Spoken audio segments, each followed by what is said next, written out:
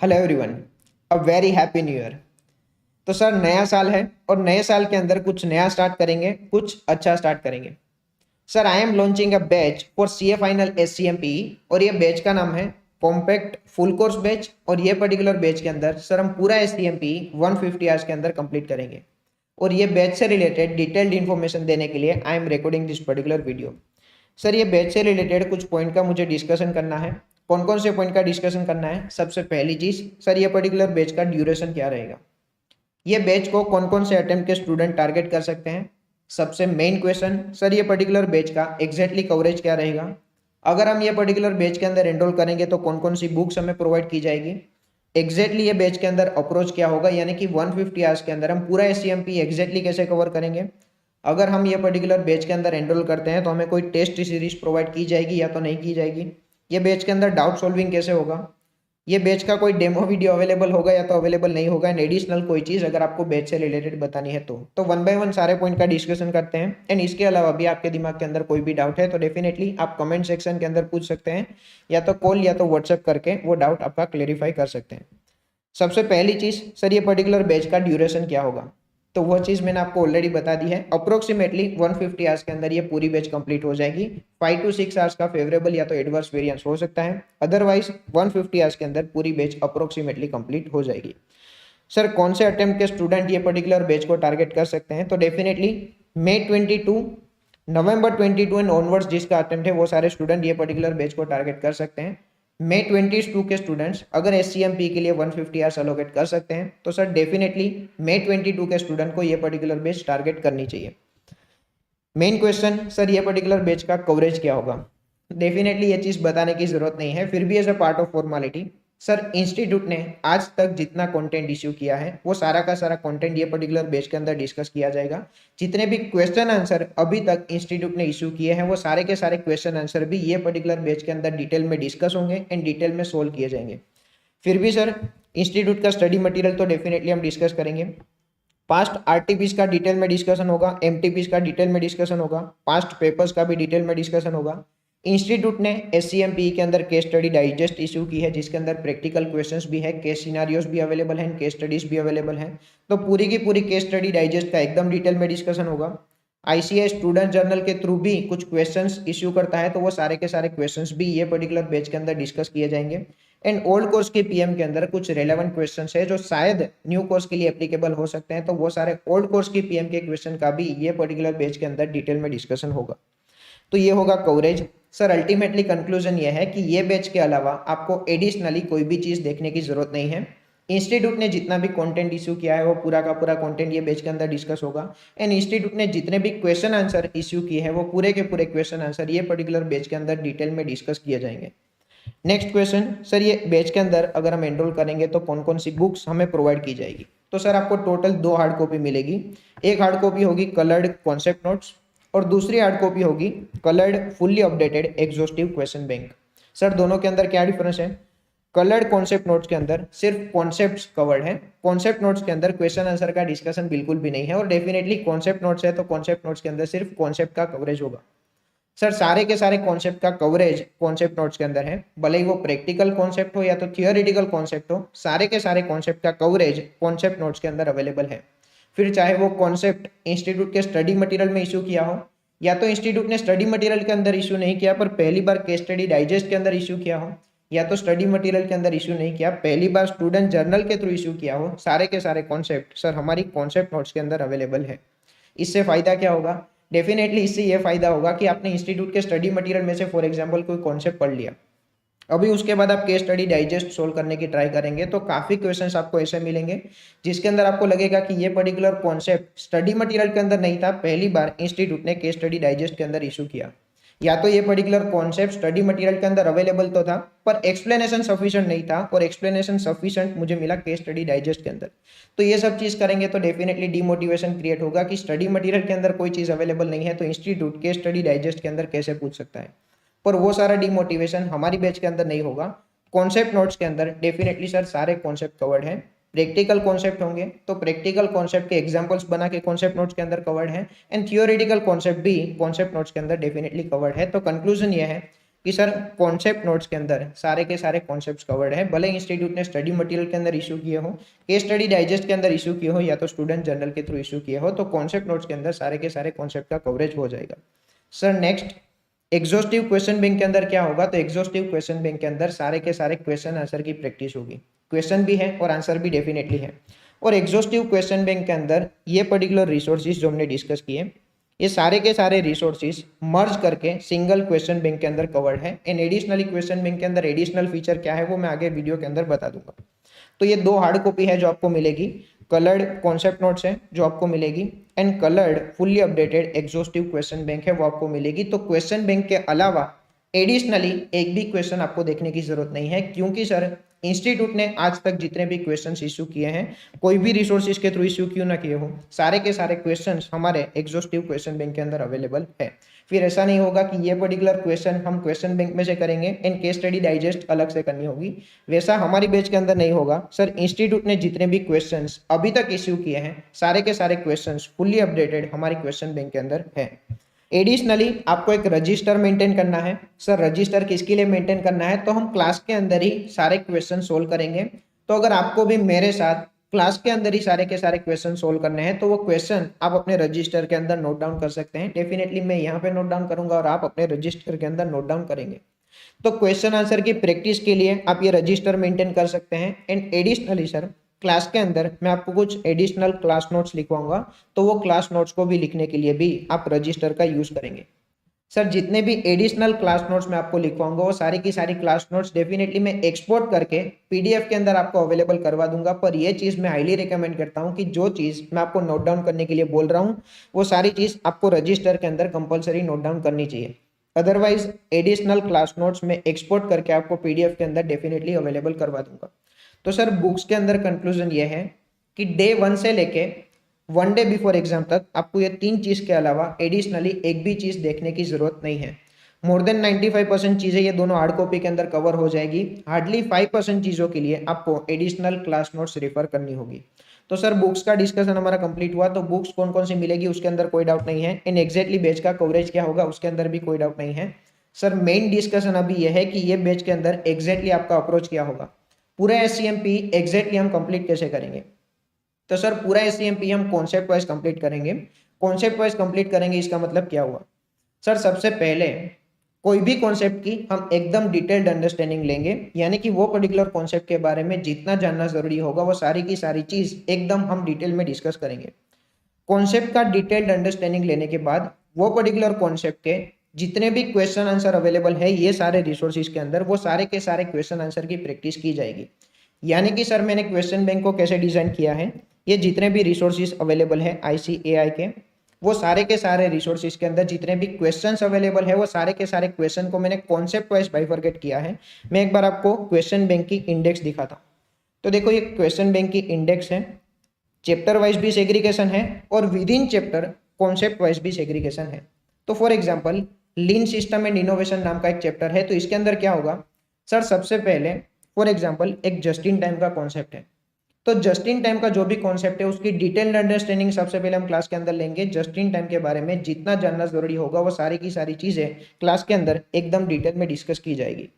उसके बाद just in time के क्वेश्चन आंसर की प्रैक्टिस की जाएगी। हमने यहाँ पे जितने भी रिसोर्सेज का डिस्कशन किया, पूरे के पूरे रिसोर्सेज को मैंने सेग्रीगेट किया है कॉन्सेप्ट वाइज, यानी कि ये सारे के सारे रिसोर्सेज में से जस्ट इन टाइम के रिलेटेड जितने भी क्वेश्चंस होंगे वो सारे के सारे क्वेश्चन आंसर की प्रैक्टिस की जाएगी। तो पूरी बैच के अंदर जो भी हमारा अप्रोच होगा वो कॉन्सेप्ट वाइज अप्रोच होगा। सबसे पहले कोई भी कॉन्सेप्ट की डिटेल्ड अंडरस्टैंडिंग लेंगे और उसके बाद वो पर्टिकुलर कॉन्सेप्ट के जितने भी क्वेश्चन आंसर इंस्टीट्यूट के पूरे रिसोर्सेज के अंदर अवेलेबल है वो सारे के सारे क्वेश्चन आंसर की प्रैक्टिस की जाएगी। सर इससे फायदा क्या होगा, तो डेफिनेटली आप चार्टर्ड अकाउंटेंट है, इससे फायदा क्या होगा वो एक्सप्लेन करने की जरूरत नहीं है। पहली चीज सर डेफिनेटली कॉन्सेप्ट के ऊपर आपका एंड टू एंड कॉन्फिडेंस आ जाएगा। सर सेकंड चीज हमें यह भी क्लैरिटी मिलेगी कि कॉन्सेप्ट अगर इंस्टीट्यूट इस तरह से एक्सप्लेन कर सकता है तो ये कॉन्सेप्ट में से क्वेश्चन भी किस किस तरह से ड्राफ्ट हो सकते हैं, और ये लर्निंग हम बाकी के कॉन्सेप्ट के अंदर भी अप्लाई कर सकते हैं जो कॉन्सेप्ट के अंदर अभी तक इंस्टीट्यूट ने कोई भी क्वेश्चन टेस्ट नहीं किए। सर हमें यह भी क्लैरिटी मिलेगी कि कौन कौन से कॉन्सेप्ट ऐसे हैं जिसके अंदर इंस्टीट्यूट ने अभी तक कोई भी क्वेश्चन टेस्ट नहीं किया, और डेफिनेटली जो कॉन्सेप्ट में से अभी तक एक भी क्वेश्चन अवेलेबल नहीं है वो कॉन्सेप्ट में से नया क्वेश्चन ड्राफ्ट होने के चांसेस भी ज़्यादा है। तो डेफिनेटली हमें ये भी पता चलेगा कि कौन कौन से कॉन्सेप्ट में से नया क्वेश्चन ड्राफ्ट होने के चांसेस हैं, तो वो कॉन्सेप्ट के अंदर भी हमारी डिटेल्ड अंडरस्टैंडिंग एकदम अच्छे से हो जाएगी। तो सर हम जो भी कंप्लीट करेंगे वो कॉन्सेप्ट वाइज कंप्लीट करेंगे। And sir additionally step number 3 के अंदर हम जितने भी क्वेश्चंस अवेलेबल है वो सारे के सारे क्वेश्चंस के अंदर एबीसी कैटेगरी प्रोवाइड कर देंगे क्लास के अंदर ही। एबीसी कैटेगरी हम प्रोवाइड करेंगे बेस्ड ऑन डिफिकल्टी, यानी कि जो इजी क्वेश्चन होगा उसको हम प्रोवाइड करेंगे सी कैटेगरी।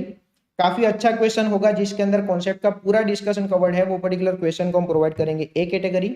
एंड कोई मीडियम एंड एवरेज लेवल के क्वेश्चंस होंगे उसको हम प्रोवाइड कर देंगे बी कैटेगरी। सर सारे क्वेश्चन को एबीसी कैटेगरी में डिवाइड करने का बेनिफिट क्या मिलेगा? तो सर डेफिनेटली एग्जाम के एक दिन पहले हमारे पास इतना ज़्यादा टाइम अवेलेबल नहीं होता कि हम पूरी की पूरी क्वेश्चन बैंक को गो थ्रू करेंगे। तो 1.5 डेज के अंदर एग्जैक्टली हमारी स्ट्रेटेजी क्या होगी? तो सर जितने भी कॉन्सेप्ट हमारे सिलेबस का पार्ट है वो सारे के सारे कॉन्सेप्ट हम डिटेल में गो थ्रू करेंगे by way of concept notes. And additionally question bank के अंदर जितने भी क्वेश्चन को हमने क्लास के अंदर ही ए कैटेगरी मार्क किया होगा वो सारे के सारे क्वेश्चन हम 1.5 डेज के अंदर गो थ्रू करेंगे।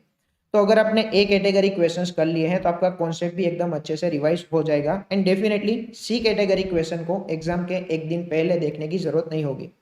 सर एग्जॉस्टिव क्वेश्चन बैंक के अंदर जितने भी क्वेश्चंस अवेलेबल हैं ऑलमोस्ट सारे क्वेश्चंस मैं आपको क्लास के अंदर ही सोल्व करवाऊंगा। हार्डली कुछ क्वेश्चंस होंगे जो मैं आपको होमवर्क के अंदर दूंगा, एग्जैक्ट सिमिलर क्वेश्चंस होंगे तो वो सारे क्वेश्चंस मैं आपको होमवर्क के अंदर दूंगा। एडिशनली सर जितने भी क्वेश्चन मैं आपको होमवर्क के अंदर दूंगा वो सारे के सारे क्वेश्चन सी कैटेगरी के होंगे। एडिशनली सर जितने भी क्वेश्चन मैं आपको होमवर्क के अंदर दूंगा वो सारे क्वेश्चन का मैक्रो लेवल पे डिस्कशन क्लास के अंदर हो जाएगा, उसके बाद ही वो पर्टिकुलर क्वेश्चन मैं आपको होमवर्क के अंदर दूंगा। सर लास्ट चीज, ये चीज कॉन्सेप्ट वाइज फॉलो करने से एडिशनल बेनिफिट हमें क्या मिलेगा? तो देखो एडिशनल बेनिफिट हमें यह मिलेगा कि हमारे दिमाग के अंदर ये क्लैरिटी होगी कि कौन सा कॉन्सेप्ट ऐसा है जिसके अंदर एक भी क्वेश्चन अवेलेबल नहीं है प्रैक्टिस करने के लिए, और डेफिनेटली वो पर्टिकुलर कॉन्सेप्ट में से नया क्वेश्चन ड्राफ्ट होने के चांसेस काफी ज्यादा है, जैसा कि लास्ट अटेम्प्ट के अंदर हुआ था।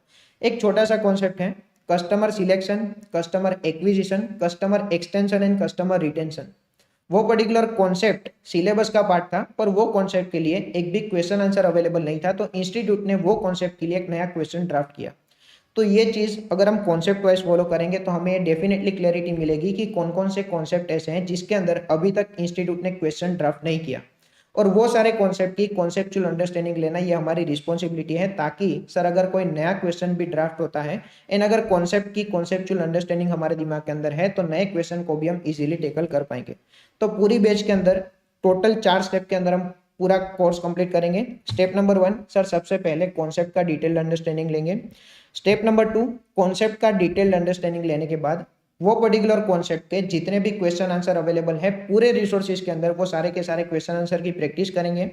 क्वेश्चन आंसर को हम एबीसी कैटेगरी में डिवाइड कर देंगे based on difficulty. C category questions आपको 1.5 डेज बिफोर एग्जाम देखने की जरूरत नहीं होगी। एंड लास्ट में सर ये 3 स्टेप होने के बाद डेफिनेटली आपको रिवीजन भी करना होगा। तो रिवीजन डेफिनेटली क्लास के अंदर भी मैं आपको करवाऊंगा एंड एडिशनली सर यूट्यूब के अंदर भी रिवीजन वीडियोस अवेलेबल है। तो क्लास के अंदर जितना भी डिस्कशन होगा वो परमानेंटली आपके दिमाग के अंदर रिटेन करने के लिए यूट्यूब के अंदर रिवीजन वीडियोस अवेलेबल हैं। क्लास के अंदर भी मैं आपको सारे के सारे कॉन्सेप्ट का कंटिन्यूस बेसिस पे रिवीजन करवाता रहूंगा। तो ये अप्रोच होगा पूरी की पूरी बैच के अंदर। सर नेक्स्ट मेन पॉइंट, अगर हम ये पर्टिकुलर बैच के अंदर एनरोल करते हैं तो कोई टेस्ट सीरीज हमें प्रोवाइड की जाएगी या तो नहीं प्रोवाइड की जाएगी? तो आपको फ्री में 2 मॉक टेस्ट सीरीज प्रोवाइड की जाएगी, ताकि सर आपकी लिखने की प्रैक्टिस भी हो जाएगी एंड अल्टीमेटली आपको प्रेजेंटेशन वगैरह कैसे करना है उसका भी ब्रॉड आइडिया आपको मिल जाएगा। सर एक और मेन टॉपिक का डिस्कशन, डाउट सॉल्विंग कैसे होगा। तो डाउट सॉल्विंग के लिए या तो आप मेरे साथ कॉल या तो व्हाट्सएप के अंदर कॉन्टैक्ट कर सकते हैं। सर प्रेजेंटली जो लोग मेरा यूट्यूब के अंदर रिवीजन वीडियो अवेलेबल है वो रिवीजन वीडियो देख रहे हैं, वो लोगों के डाउट भी मैं कॉल पे सोल्व कर रहा हूँ। तो डेफिनेटली सर आपके डाउट तो मैं डेफिनेटली सोल्व कर ही दूंगा। आप अगर बैच के अंदर एनरोल करेंगे तो जैसे ही आप बैच के अंदर एनरोल करेंगे आपको मेरा पर्सनल नंबर मिल जाएगा। वैसे बैच के अंदर एनरोल करने के बाद क्या है, अभी मैं आपको मेरा पर्सनल नंबर दे देता हूँ 7984485993। तो ये मेरा पर्सनल नंबर है, आप एक बार मोबाइल के अंदर सेव कर लेना। एंड डेफिनेटली सर एससीएमपी के अंदर आपका कोई भी डाउट है तो वो डाउट मैं आपका रिजोल्व कर दूंगा। अगर आप बैच के अंदर एनरोल नहीं भी करेंगे तो भी सर एससीएमपी के अंदर आपका कोई भी डाउट है तो डेफिनेटली वो पर्टिकुलर डाउट मैं रिजोल्व कर दूंगा। इमीडिएटली वो पर्टिकुलर डाउट को रिजोल्व करने की ट्राई करूंगा, पर to be on a conservative side sir maximum 24 hours के अंदर आपका डाउट रिजोल्व हो जाएगा। सर नेक्स्ट, ये पर्टिकुलर बैच का कोई डेमो वीडियो अवेलेबल है या तो नहीं है? तो डेमो वीडियो के लिए मैं क्या करूंगा सर, कुछ इनिशियल वीडियोस हैं वो मैं यूट्यूब के अंदर अपलोड कर दूंगा। पहला वीडियो तो ये पर्टिकुलर वीडियो के साथ ही मैं अटैच कर दूंगा ताकि आपको एग्जैक्ट क्लैरिटी मिल जाएगी कि ये बैच के अंदर एक्सप्लेनेशन कितना कवर्ड है और कितनी डेप्थ में एक्सप्लेनेशन कवर्ड है और एग्जैक्टली सारी चीज़ कैसे करवाई जाएगी। सर एडिशनली यूट्यूब के अंदर मेरे रिवीजन वीडियोस अवेलेबल हैं एंड मैराथन वीडियो भी अवेलेबल है। पूरा एससीएमपी मैंने 20 आवर्स के अंदर कंप्लीट किया है। तो 20 आवर्स का एससीएमपी का वीडियो आप देखेंगे तो भी आपको ये क्लैरिटी मिल जाएगी कि 20 आवर्स के अंदर इतना कॉन्सेप्चुअल अंडरस्टैंडिंग मिल सकता है, तो 150 आवर्स के अंदर कितना कॉन्सेप्चुअल अंडरस्टैंडिंग मिलेगा। तो डेमो वीडियोस के अंदर क्या होगा सर, इनिशियल वीडियोस तो डेफिनेटली मैं यूट्यूब के अंदर अपलोड करूंगा। एडिशनली कोई भी कॉन्सेप्ट का वीडियो अगर आपको देखना है तो उसके लिए मैंने 20 आवर्स का रिवीजन मैराथन अपलोड करके रखा है। उसके अंदर भी सर आपको सारे कॉन्सेप्ट की कॉन्सेप्चुअल अंडरस्टैंडिंग मिल जाएगी। एडिशनल बोनस क्या होगा सर, डेफिनेटली आप ये बैच के अंदर एनरोल करेंगे तो बैच के पूरे बेनिफिट्स आपको मिलेंगे। एडिशनली सर यूट्यूब के अंदर मैंने रिवीजन मैराथन अपलोड करके रखा है, तो एक बार बैच कंप्लीट करने के बाद आपको रिवीजन मैराथन के अंदर भी कंटिन्यू करेंगे तो भी एससीएमपी के अंदर आपका 200% कॉन्फिडेंस बिल्डअप हो जाएगा। तो सर ये सारी चीज़ें थी जो मुझे बैच से रिलेटेड बतानी थी। अभी लास्ट पॉइंट, ये पर्टिकुलर बैच स्टार्ट कब होगी? तो ये बैच स्टार्ट होगी 18 जैन को, 17 या तो 18 जैन को ये पर्टिकुलर बैच स्टार्ट हो जाएगी गूगल ड्राइव के थ्रू। एंड किसी को अगर पेन ड्राइव ऑर्डर करनी है तो ऑलमोस्ट पूरा रिकॉर्डिंग कंप्लीट हो जाएगा 10th फेब के अराउंड। तो पेन ड्राइव का डिस्पैच स्टार्ट हो जाएगा 10th फेब के अराउंड। एंड ये पर्टिकुलर बैच स्टार्ट होगी 17 जैन या तो 18 जैन से।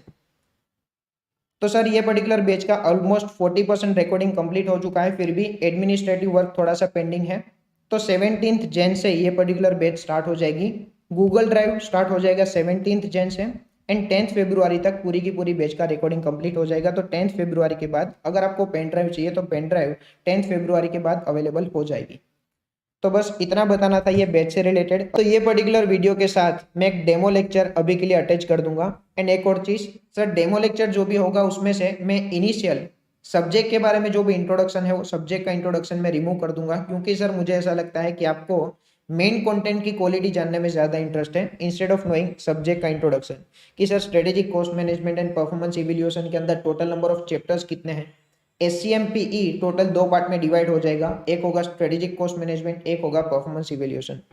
तो मुझे ऐसा लग रहा है कि आपको सब्जेक्ट का इंट्रोडक्शन डेमो लेक्चर के अंदर नहीं देखना, जहां से मेन कंटेंट का डिस्कशन स्टार्ट हो रहा है वो सारी चीज मैं डेमो लेक्चर के अंदर अटैच कर दूंगा। एंड एक और फाइनल चीज सर, अभी अगर आप ये पर्टिकुलर बैच के अंदर एनरोल करेंगे तो डेफिनेटली आपको प्री बुकिंग का डिस्काउंट तो कुछ ना कुछ मिलेगा। एडिशनली सर, अगर आप अभी ये पर्टिकुलर बैच के अंदर एनरोल करेंगे तो जब तक बैच स्टार्ट होगी तब तक आपको फिजिकल बुक्स की डिलीवरी भी मिल जाएगी। तो फाइनली ये पर्टिकुलर वीडियो के साथ मैं डेमो लेक्चर अटैच कर दूंगा। एंड डेमो लेक्चर के अंदर जहां से हमारा मेन डिस्कशन स्टार्ट हो रहा है वो मेन डिस्कशन अटैच करूंगा। इनिशियली सब्जेक्ट का जो भी इंट्रोडक्शन है वो सारी चीज मैं डेमो लेक्चर के साथ अटैच नहीं करूंगा।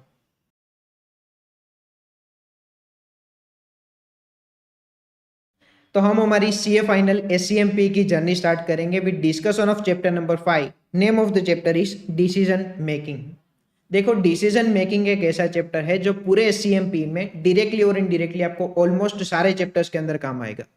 एडिशनली डिसीजन मेकिंग अकेले चैप्टर का, stand alone decision making chapter का एग्जाम पॉइंट ऑफ व्यू से काफी ज्यादा वेटेज है। 20 to 25 मार्क्स के क्वेश्चंस अकेले डिसीजन मेकिंग चैप्टर में से आते हैं। अगर आपको क्वेश्चन बैंक ऑलरेडी मिल चुकी है तो क्वेश्चन बैंक के एंड में मैंने 5 ट्रेंड एनालिसिस दिया है। वो 5 ट्रेंड एनालिसिस आप देखेंगे तो आपको क्लियरली दिखेगा कि decision making chapter, stand alone decision making chapter का past exam point of view से 20 to 25 मार्क्स का वेटेज है। एडिशनली ये चैप्टर को कोस्टिंग का दिल कहा जाता है, यानी कि अगर आपको डिसीजन मेकिंग चैप्टर नहीं आता तो आपको पूरा कोस्टिंग नहीं आता। यही पर्टिकुलर रीजन को ध्यान में रखते हुए सबसे पहले हम हमारा डिस्कशन स्टार्ट करेंगे with the chapter of decision making.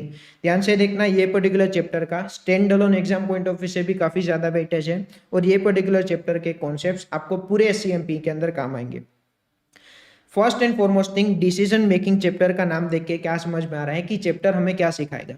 तो डेफिनेटली चैप्टर हमें सिखाएगा कि डिसीजन कैसे लिए जाते हैं। डिसीजन मेकिंग चैप्टर का नाम देख के एक चीज तो क्लियर है कि चैप्टर हमें यह सिखाएगा कि डिसीजन कैसे लिए जाते हैं। यानी कि हमारे पास ये सिचुएशन होगी कि कंपनी को ये प्रॉब्लम है, कंपनी के सामने इतने इतने अल्टरनेटिव्स हैं, आपके सामने ये सिचुएशन है, आपको डिसाइड करना है कि कंपनी के लिए कौन सा अल्टरनेटिव बेस्ट होगा।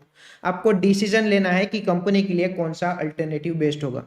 देखो एक कॉमन चीज है, मैं पास्ट को कभी भी बदल नहीं सकता। पास्ट में जो हो चुका है वो ऑलरेडी पास्ट में हो चुका है। मैं फ्यूचर को बदल सकता हूँ, मैं आज की तारीख पे कुछ डिसीजन लेके मैं फ्यूचर को बदल सकता हूँ। तो डिसीजन मेकिंग चैप्टर के अंदर हमें वही सारा ज्ञान दिया जाएगा कि कंपनी की प्रेजेंट सिचुएशन ये है, प्रेजेंट सिनारियो ये है, अभी फ्यूचर के लिए कंपनी के पास इतने इतने ऑप्शन अवेलेबल है। आपको डिसाइड करना होगा कि कंपनी के लिए कौन सा ऑप्शन बेस्ट है, आपको डिसीजन लेना होगा कि कंपनी के लिए कौन सा ऑप्शन बेस्ट है। आराम से स्टार्ट करते हैं डिसीजन मेकिंग चैप्टर का डिस्कशन। ध्यान से देखना, डिसीजन मेकिंग चैप्टर को मैं ब्रॉडली 3 कैटेगरी में डिवाइड कर सकता हूँ। Category number 1 basic concepts of decision making. Basic concepts of decision making को भी मैं 3 कैटेगरी में डिवाइड कर सकता हूँ। Basic terms, break even point and margin of safety. ये सारी चीज ऐसी हैं जो हमने इंटरमीडिएट लेवल या तो आईपीसीसी लेवल पे डिस्कस की है कि क्या होता है ब्रेक इवन पॉइंट, क्या होता है कंट्रीब्यूशन। सेल्स में से मैं अगर वेरिएबल कॉस्ट डिडक्ट करता हूं तो उसको मैं कहूंगा कंट्रीब्यूशन। फिर वो कंट्रीब्यूशन में से मैं अगर फिक्स कॉस्ट डिडक्ट करता हूं तो जो भी आंसर आएगा उसको मैं कहूंगा प्रॉफिट। तो वो सारा डिटेल डिस्कशन हम यहाँ पे करेंगे। उसके बाद हम स्टार्ट करेंगे all about relevant costing and उसके बाद हम स्टार्ट करेंगे ऑल अबाउट लिमिटिंग फैक्टर। ये सारे नाम सुन के अगर आपको कुछ भी समझ में नहीं आ रहा तो भी टेंशन लेने की जरूरत नहीं है, ये पूरी चीज हम डिटेल में डिस्कस करेंगे। अभी के लिए चैप्टर का कवरेज डिस्कस करने का मेरा एक ही ऑब्जेक्टिव है कि चैप्टर की बाउंड्री क्या है वो आपके दिमाग में क्लियर होना चाहिए। अगर पूरे चैप्टर की क्या बाउंड्री है वो अगर हमारे दिमाग के अंदर क्लियर होगी तो चैप्टर के ऊपर कॉन्फिडेंस आना कंपेरेटिवली हमारे लिए इजी होगा। और ये पर्टिकुलर चीज एससीएमपी के अंदर नहीं, कोई भी सब्जेक्ट के अंदर, कोई भी चैप्टर के अंदर या तो कोई भी कॉन्सेप्ट के अंदर, जब भी आपको कॉन्सेप्ट या तो चैप्टर की क्या बाउंड्री है वो क्लियर होगा तो वो पर्टिकुलर चैप्टर या तो वो पर्टिकुलर कॉन्सेप्ट के ऊपर कॉन्फिडेंस आना कंपेरेटिवली ज्यादा इजी हो जाएगा। तो डिसीजन मेकिंग चैप्टर को हम ब्रॉडली 3 कैटेगरी में डिस्कस करेंगे। सबसे पहले हम स्टार्ट करेंगे basic concepts of decision making, उसके बाद स्टार्ट करेंगे डिसीजन मेकिंग सिचुएशंस। अभी कौन कौन सी सिचुएशन है वो भी के लिए डिस्कस करना रिलेवेंट नहीं है, जब हमारे सामने सिचुएशन आएगी उस टाइम पे सिचुएशन को डिटेल में एनालाइज करेंगे। अभी के लिए ये डिस्कस नहीं कर रहे कि कौन कौन सी सिचुएशन हमारे सामने आने वाली है। एंड कैटेगरी नंबर 3 होगा सीवीपी एनालिसिस। सीवीपी एनालिसिस को भी मैं 2 कैटेगरी में डिवाइड कर सकता हूं, अभी के लिए वो भी डिस्कशन करना रिलेवेंट नहीं है। तो डिसीजन मेकिंग चैप्टर का कवरेज क्या है वो 100% हमारे दिमाग के अंदर क्लियर है। सबसे पहले हम लोग स्टार्ट कर रहे हैं basic concepts of decision making. Basic concept के अंदर मैं टोटल 3 कैटेगरी में डिस्कशन करूंगा। Basic terms, break even point and margin of safety सबसे पहले हम लोग स्टार्ट कर रहे हैं। ध्यान से देखना, अभी आप जो भी चीज कर रहे हो वो सारी चीज को एक साइड में रख दो। अभी के लिए हमारा इंपॉर्टेंट डिस्कशन स्टार्ट हो रहा है, डिसीजन मेकिंग चैप्टर का हम लोग डिस्कशन स्टार्ट कर रहे हैं। एक छोटा सा डिस्कशन करके मैं आपको सारी चीज समझाने की ट्राई कर रहा हूँ, ध्यान से देखना। सर हमें इंटरमीडिएट लेवल पे एक चीज सिखाई जाती थी कि सेल्स माइनस टोटल कॉस्ट अगर हम करते हैं ना तो हमें प्रॉफिट मिलता है। हाँ वो तो हमें 11th 12th में भी पता है और बचपन से ये चीज कैलकुलेट करते आ रहे हैं कि सेल्स में से टोटल कॉस्ट डिडक्ट करो तो जो भी आंसर आएगा उसको हम कहेंगे प्रॉफिट। फिर इंटरमीडिएट लेवल पे हमें एक चीज सिखाई गई कि आपको प्रॉफिट इस तरह से कैलकुलेट नहीं करना, आपको एक और तरीके से प्रॉफिट कैलकुलेट करना है। कैसे प्रॉफिट कैलकुलेट करना है, सबसे पहले आपको क्या करना है, सेल्स माइनस वेरिएबल कॉस्ट करो तो जो भी आंसर आएगा उसको हम कहेंगे कंट्रीब्यूशन। फिर इंटरमीडिएट लेवल पे हमें एक और चीज बताई गई, ये जो भी आपका आंसर आए ना कंट्रीब्यूशन, उसमें से फिक्स कॉस्ट डिडक्ट करो तो जो भी आंसर आएगा ना उसको हम कहेंगे प्रॉफिट। तो प्रॉफिट को डायरेक्टली कैलकुलेट मत करो, यहाँ पे हमने प्रॉफिट को डायरेक्टली कैलकुलेट किया। प्रॉफिट को डायरेक्टली कैलकुलेट मत करो, प्रॉफिट को इनडायरेक्टली कैलकुलेट करो, यानी कि प्रॉफिट को 2 पार्ट में कैलकुलेट करो। सेल्स में से वेरिएबल कॉस्ट डिडक्ट करो तो जो भी आंसर आएगा उसको हम कहेंगे कंट्रीब्यूशन।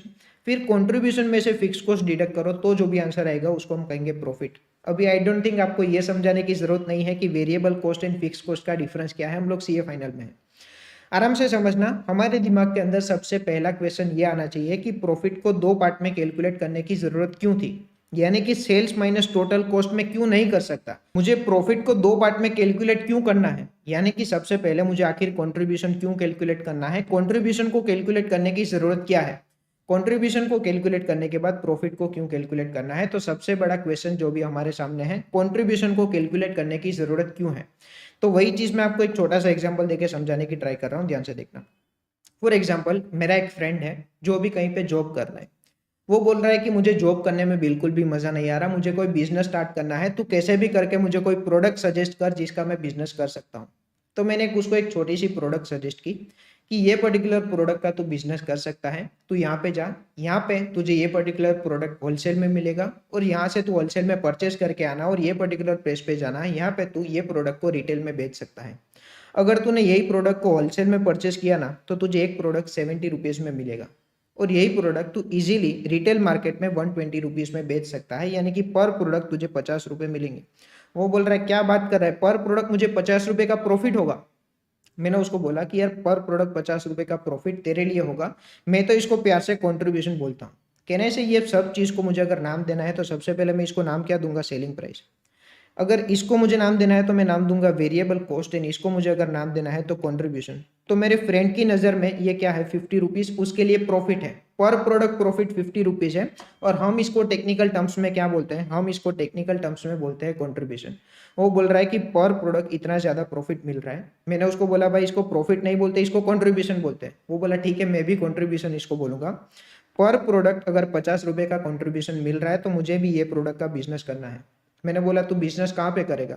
वो बोल रहा है कि एक शॉप में रेंट पे रख लूंगा, ये पर्टिकुलर शॉप है, ये शॉप को मैं रेंट पे रख दूंगा, ये पर्टिकुलर शॉप का रेंट है 2000 रुपये महीना, ये शॉप का रेंट मैं पे कर दूंगा, ये शॉप के ऊपर मैं ये प्रोडक्ट का बिजनेस करूंगा एंड मेरा बिजनेस ग्रो हो जाएगा। मेरे फ्रेंड ने डिसीजन ले लिया कि मेरे फ्रेंड को ये पर्टिकुलर प्रोडक्ट का बिजनेस करना है। अभी ध्यान से यही पर्टिकुलर सिचुएशन को आपको ऑब्जर्व करना है। यहाँ से हमें क्या सीखने को मिल रहा है, ध्यान से देखो। तो हमें यहाँ पे सबसे बड़ी चीज़ ये सीखने को मिल रही है कि मेरे फ्रेंड ने जो भी डिसीजन लिया है वो कंट्रीब्यूशन के बेसिस पे डिसीजन लिया।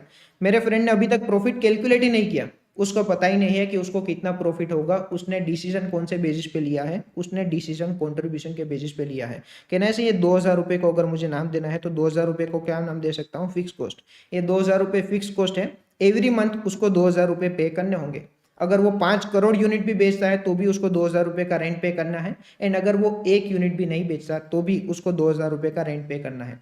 तो सबसे पहली चीज, variable cost and fix cost के अंदर क्या डिफरेंस है वो तो क्लियर है। वेरिएबल कॉस्ट का मतलब होता है कि यूनिट्स में चेंज करने से अगर आपकी कॉस्ट चेंज होती है, इसका मतलब वो वेरिएबल कॉस्ट है। यानी कि अगर वो ज्यादा यूनिट्स परचेज करेगा तो उसको ज्यादा कॉस्ट इनकर करनी होगी, अगर वो एक भी यूनिट परचेज नहीं करेगा तो एक भी यूनिट के लिए उसको कॉस्ट इनकर नहीं करना होगा। वेरिएबल कॉस्ट का मतलब अगर मैं यूनिट्स के अंदर चेंज करता हूं तो मेरी कॉस्ट चेंज होगी, एंड फिक्स कॉस्ट का मतलब मैं अगर यूनिट्स के अंदर चेंज नहीं करता हूं या तो यूनिट्स के अंदर चेंज करता हूं, ये 2000 रुपये अगर मुझे पहले देने थे तो बाद में भी देने होंगे। यानी फिक्स कॉस्ट ऐसी कॉस्ट है जो यूनिट्स में चेंज होने से चेंज नहीं होती।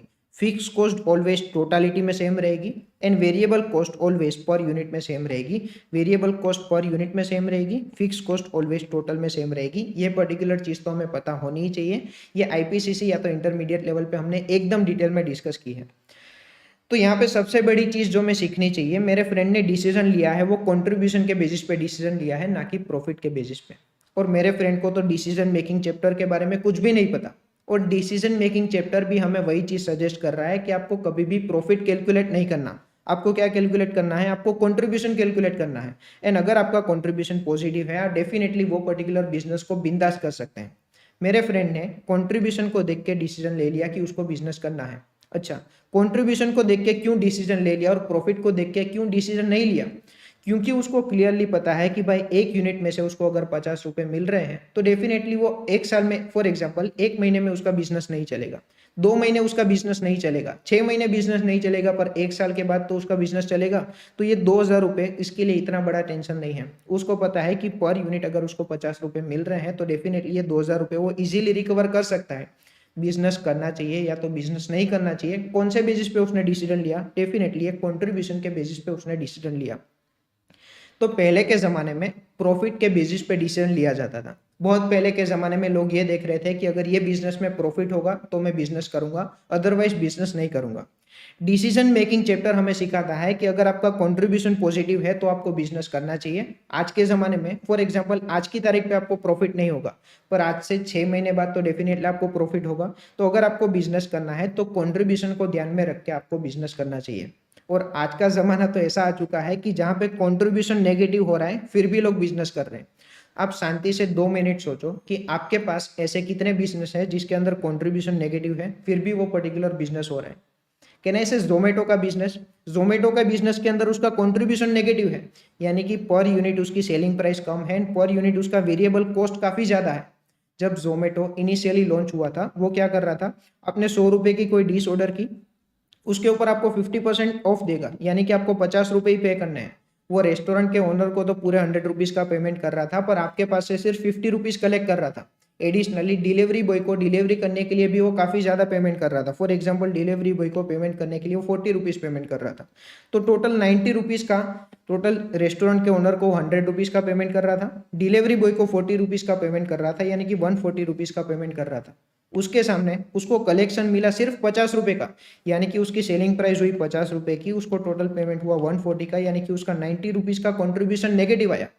तो पहले के जमाने में लोग बोल रहे थे कि प्रॉफिट मिल रहा है तो बिजनेस करो, फिर ऐसी सोच आई कि कंट्रीब्यूशन पॉजिटिव मिल रहा है तो बिजनेस करो। एंड आज के जमाने में तो लोग ऐसे भी बिजनेस कर रहे हैं कि उसका कंट्रीब्यूशन नेगेटिव है तो भी बिजनेस कर रहे हैं। प्रॉफिट तो छोड़ो साइड में, फिक्स कॉस्ट तो छोड़ो साइड में, जोमेटो का क्या कोई फिक्स कॉस्ट नहीं होगा, उसकी कोई हेड ऑफिस नहीं होगी जिसका रेंट देना होगा, हेड ऑफिस का डेप्रिसिएशन देना होगा, कोई स्टाफ अगर कंपनी के अंदर काम कर रहे हैं तो वो स्टाफ को सैलरी देनी होगी। ये तो डिलीवरी बॉय का खर्चा हमने डिस्कस किया था, स्टाफ को भी तो सैलरी देनी होगी।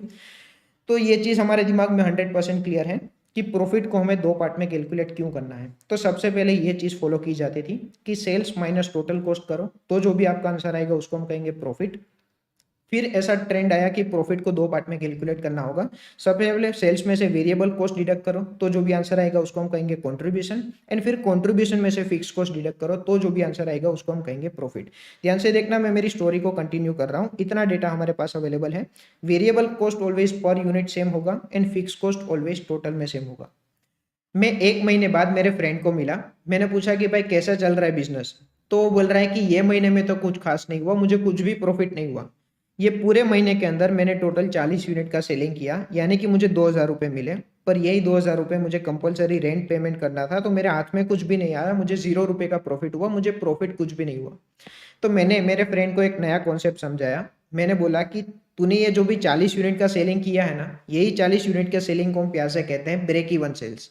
वो बोल रहा है अच्छा मैं इतना सेल्स करूं जो सेल्स पे मेरा प्रॉफिट 0 होगा, वो सेल्स को ब्रेक इवन सेल्स बोलते हैं। मैंने बोला हाँ, ये 40 यूनिट का जो भी सेलिंग हुआ है ना उसको हम प्यार से ब्रेक इवन सेल्स बोलते हैं। ब्रेक इवन सेल्स यानी कि वो सेल्स जो सेल्स करने पे आपको प्रॉफिट कुछ भी नहीं होगा।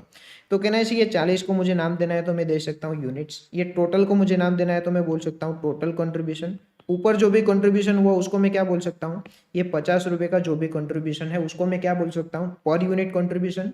पर यूनिट कंट्रीब्यूशन को अगर मैं मल्टीप्लाई करता हूँ यूनिट से तो मुझे मिलेगा total contribution. And total contribution में से मैं अगर फिक्स कॉस्ट डिडक्ट करता हूँ तो जो भी मुझे आंसर मिलेगा उसको मैं क्या कहूँगा, प्रॉफिट। तो अगेन प्रॉफिट को हमने दो पार्ट में कैलकुलेट किया। सबसे पहले हमने कैलकुलेट किया पर यूनिट कंट्रीब्यूशन, फिर हमने टोटल कंट्रीब्यूशन कैलकुलेट किया, एंड टोटल कंट्रीब्यूशन में से हमने फिक्स कॉस्ट डिडक्ट किया, तो जो भी आंसर हमारा आया उसको हम कहेंगे प्रॉफिट। तो मैंने मेरे फ्रेंड को एक कॉन्सेप्ट समझाया कि जितना सेल्स करने पे आपका प्रॉफिट कुछ भी नहीं होगा, आपका प्रॉफिट 0 होगा। सेल्स के यही लेवल को प्यार से कहा जाता है ब्रेक इवन सेल्स। तो इसके अंदर कोई डाउट नहीं है। ये सिचुएशन थी मंथ नंबर 1 की, 1 महीने के अंदर मेरे फ्रेंड ने ये पोजीशन हासिल की है। फिर सेकेंड मंथ नंबर 2 के अंदर मैं मेरे फ्रेंड को मिला, मैंने पूछा कि भाई इस महीने में तेरा सेल्स कैसा गया। वो बोल रहा है कि इस महीने में तो काफ़ी सेल्स अच्छा रहा, पर यूनिट 50 रुपये का कंट्रीब्यूशन है, वो तो आपको पता ही है। मैंने बोला हाँ मुझे अच्छे से पता है। ये महीने के अंदर मैंने टोटल 100 यूनिट का सेलिंग किया, 100 यूनिट का सेलिंग किया तो मुझे 5,000 रुपीज़ मिले, और 5,000 रुपीज़ में से 2,000 रुपीज़ मैंने यूज़ किए रेंट पेमेंट करने के लिए, और 3,000 रुपीज़ का मैंने प्रॉफिट मिला। मैंने बोला क्या बात है, तूने अच्छी परफॉर्मेंस दी 2 ही महीने के अंदर, 2 महीने के अंदर तुझे 3,000 रुपये का प्रॉफिट मिल रहा है, काफ़ी अच्छी बात है। फिर मैंने उसको एक क्वेश्चन पूछा, मैंने उसको एक सिंपल चीज़ पूछी कि यार ये जो भी तूने 100 यूनिट्स का सेलिंग किया है, ये 100 यूनिट्स के सेलिंग में से कितना सेल्स तेरा ब्रेक इवन सेल्स है। तो उसने बोला मंथ 1 में तो हमने डिस्कस किया 40 यूनिट का सेल्स जो भी है वो मेरा ब्रेक इवन सेल्स है। मैंने उसको एक और नया कॉन्सेप्ट सिखाया कि भाई तेरी बात 100% सही है, ये जो भी 100 यूनिट्स का सेलिंग है, ये 100 यूनिट्स के सेलिंग में से 40 यूनिट्स का सेलिंग ऐसा है जो ब्रेक इवन सेल्स है, एंड 40 यूनिट्स के ऊपर का जितना भी सेल्स है, यानी कि जो भी 60 यूनिट्स का सेल्स है, वो 60 यूनिट्स के सेल्स को हम प्यार से कहते हैं मार्जिन ऑफ सेफ्टी। वो बोल रहा है क्या बात कर रहा है, हर बार तू मुझे अलग अलग कॉन्सेप्ट सिखाता है। जिस दिन तूने सजेस्ट किया था कि प्रोडक्ट का बिजनेस करना चाहिए, उस दिन तूने एक नया कॉन्सेप्ट सिखाया कि सेल्स माइनस वेरिएबल कॉस्ट करता हूं तो उसको हम कहेंगे कंट्रीब्यूशन। जैसे ही मंथ 1 एंड हुआ उस दिन तूने सिखाया कि ब्रेक इवन सेल्स किसे कहते हैं। ब्रेक इवन सेल्स मतलब वो सेल्स जिस दिन पे आपका प्रॉफिट भी नहीं होगा एंड लॉस भी नहीं होगा, नो प्रॉफिट नो लॉस की सिचुएशन होगी।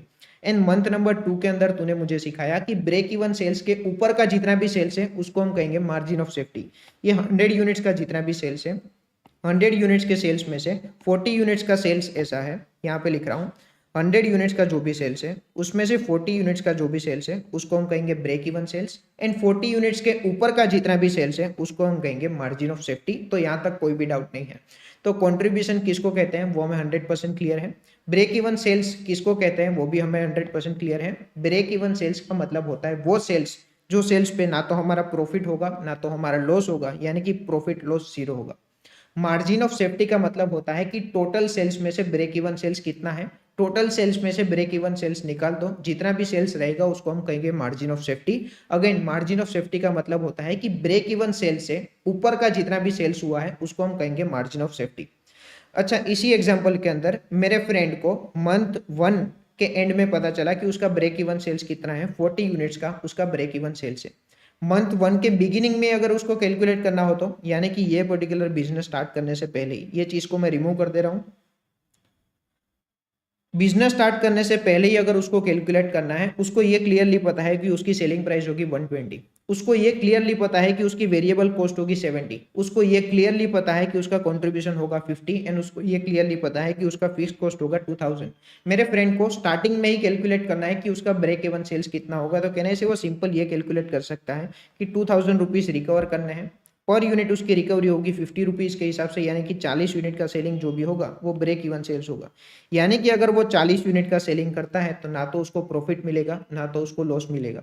जैसे ही 40 यूनिट का सेलिंग करेगा पर यूनिट उसको 50 रुपए के हिसाब से कंट्रीब्यूशन मिलेगा, यानी कि उसका टोटल कंट्रीब्यूशन कितना होगा 40 इंटू 50 यानी कि 2000। एंड यही 2000 रुपीज वो यूज करेगा रेंट पेमेंट करने के लिए, यानी कि उसका कोई भी प्रॉफिट नहीं होगा या तो कोई भी लॉस नहीं होगा। तो ब्रेक इवन सेल्स का फॉर्मूला हमने डेवलप किया। ये 2000 रुपीज को प्यार से क्या कहेंगे फिक्स कॉस्ट, और ये 50 रुपए को हम प्यार से क्या कहेंगे कंट्रीब्यूशन पर यूनिट। तो एक बार ब्रेक इवन सेल्स क्या होता है वो मुझे पता चल गया, फिर मैं margin of safety easily calculate कर सकता हूं। मेरा टोटल सेल्स जितना भी है वो टोटल सेल्स में से मैं अगर ब्रेक इवन सेल्स डिडक्ट कर देता हूं तो जो भी मेरा आंसर आएगा उसको मैं कहूंगा margin of safety. In other words break even point से ऊपर का जितना भी सेल्स है वही सेल्स को हम प्यार से क्या कहेंगे मार्जिन ऑफ सेफ्टी।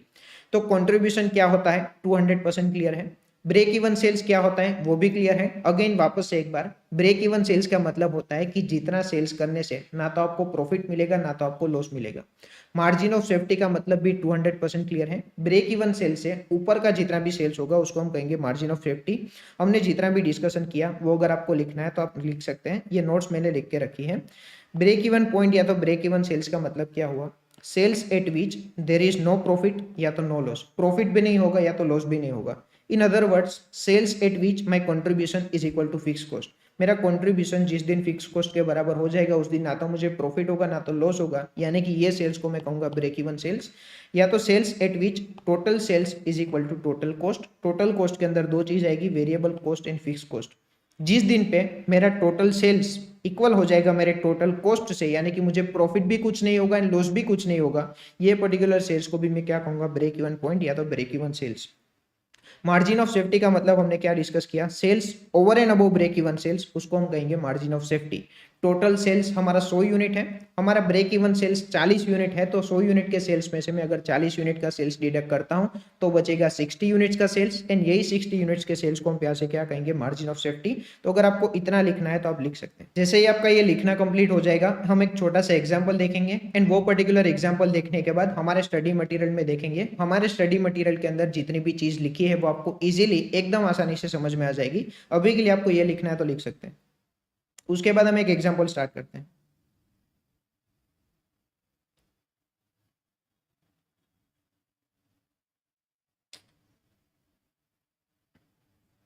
एक छोटा सा एग्जांपल दिया है, एकदम इजी टू अंडरस्टैंड है, आप एक बार सोल्व करने की ट्राई करना, उसके बाद मैं भी सॉल्यूशन डिस्कस करता हूँ।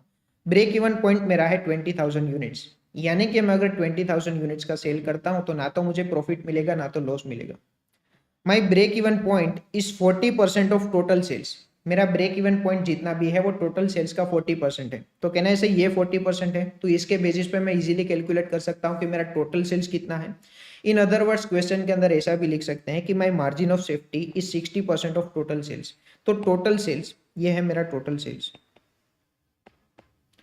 टोटल सेल्स का 40% ब्रेक इवन पॉइंट है। इसका मतलब डायरेक्टली क्या हुआ, मेरा 60% मार्जिन ऑफ सेफ्टी है। तो अगर ये लाइन नहीं भी लिखी होती, ये लाइन नहीं भी लिखी होती और ये लिखा होता कि my break even point is 40% of total sales, तो भी ये इंप्लाइड है कि मेरा मार्जिन ऑफ सेफ्टी क्या है, 60% of total sales. Margin of safety का मतलब क्या होता है, ब्रेक इवन सेल्स से ऊपर का जितना भी सेल्स हुआ उसको हम कहेंगे margin of safety.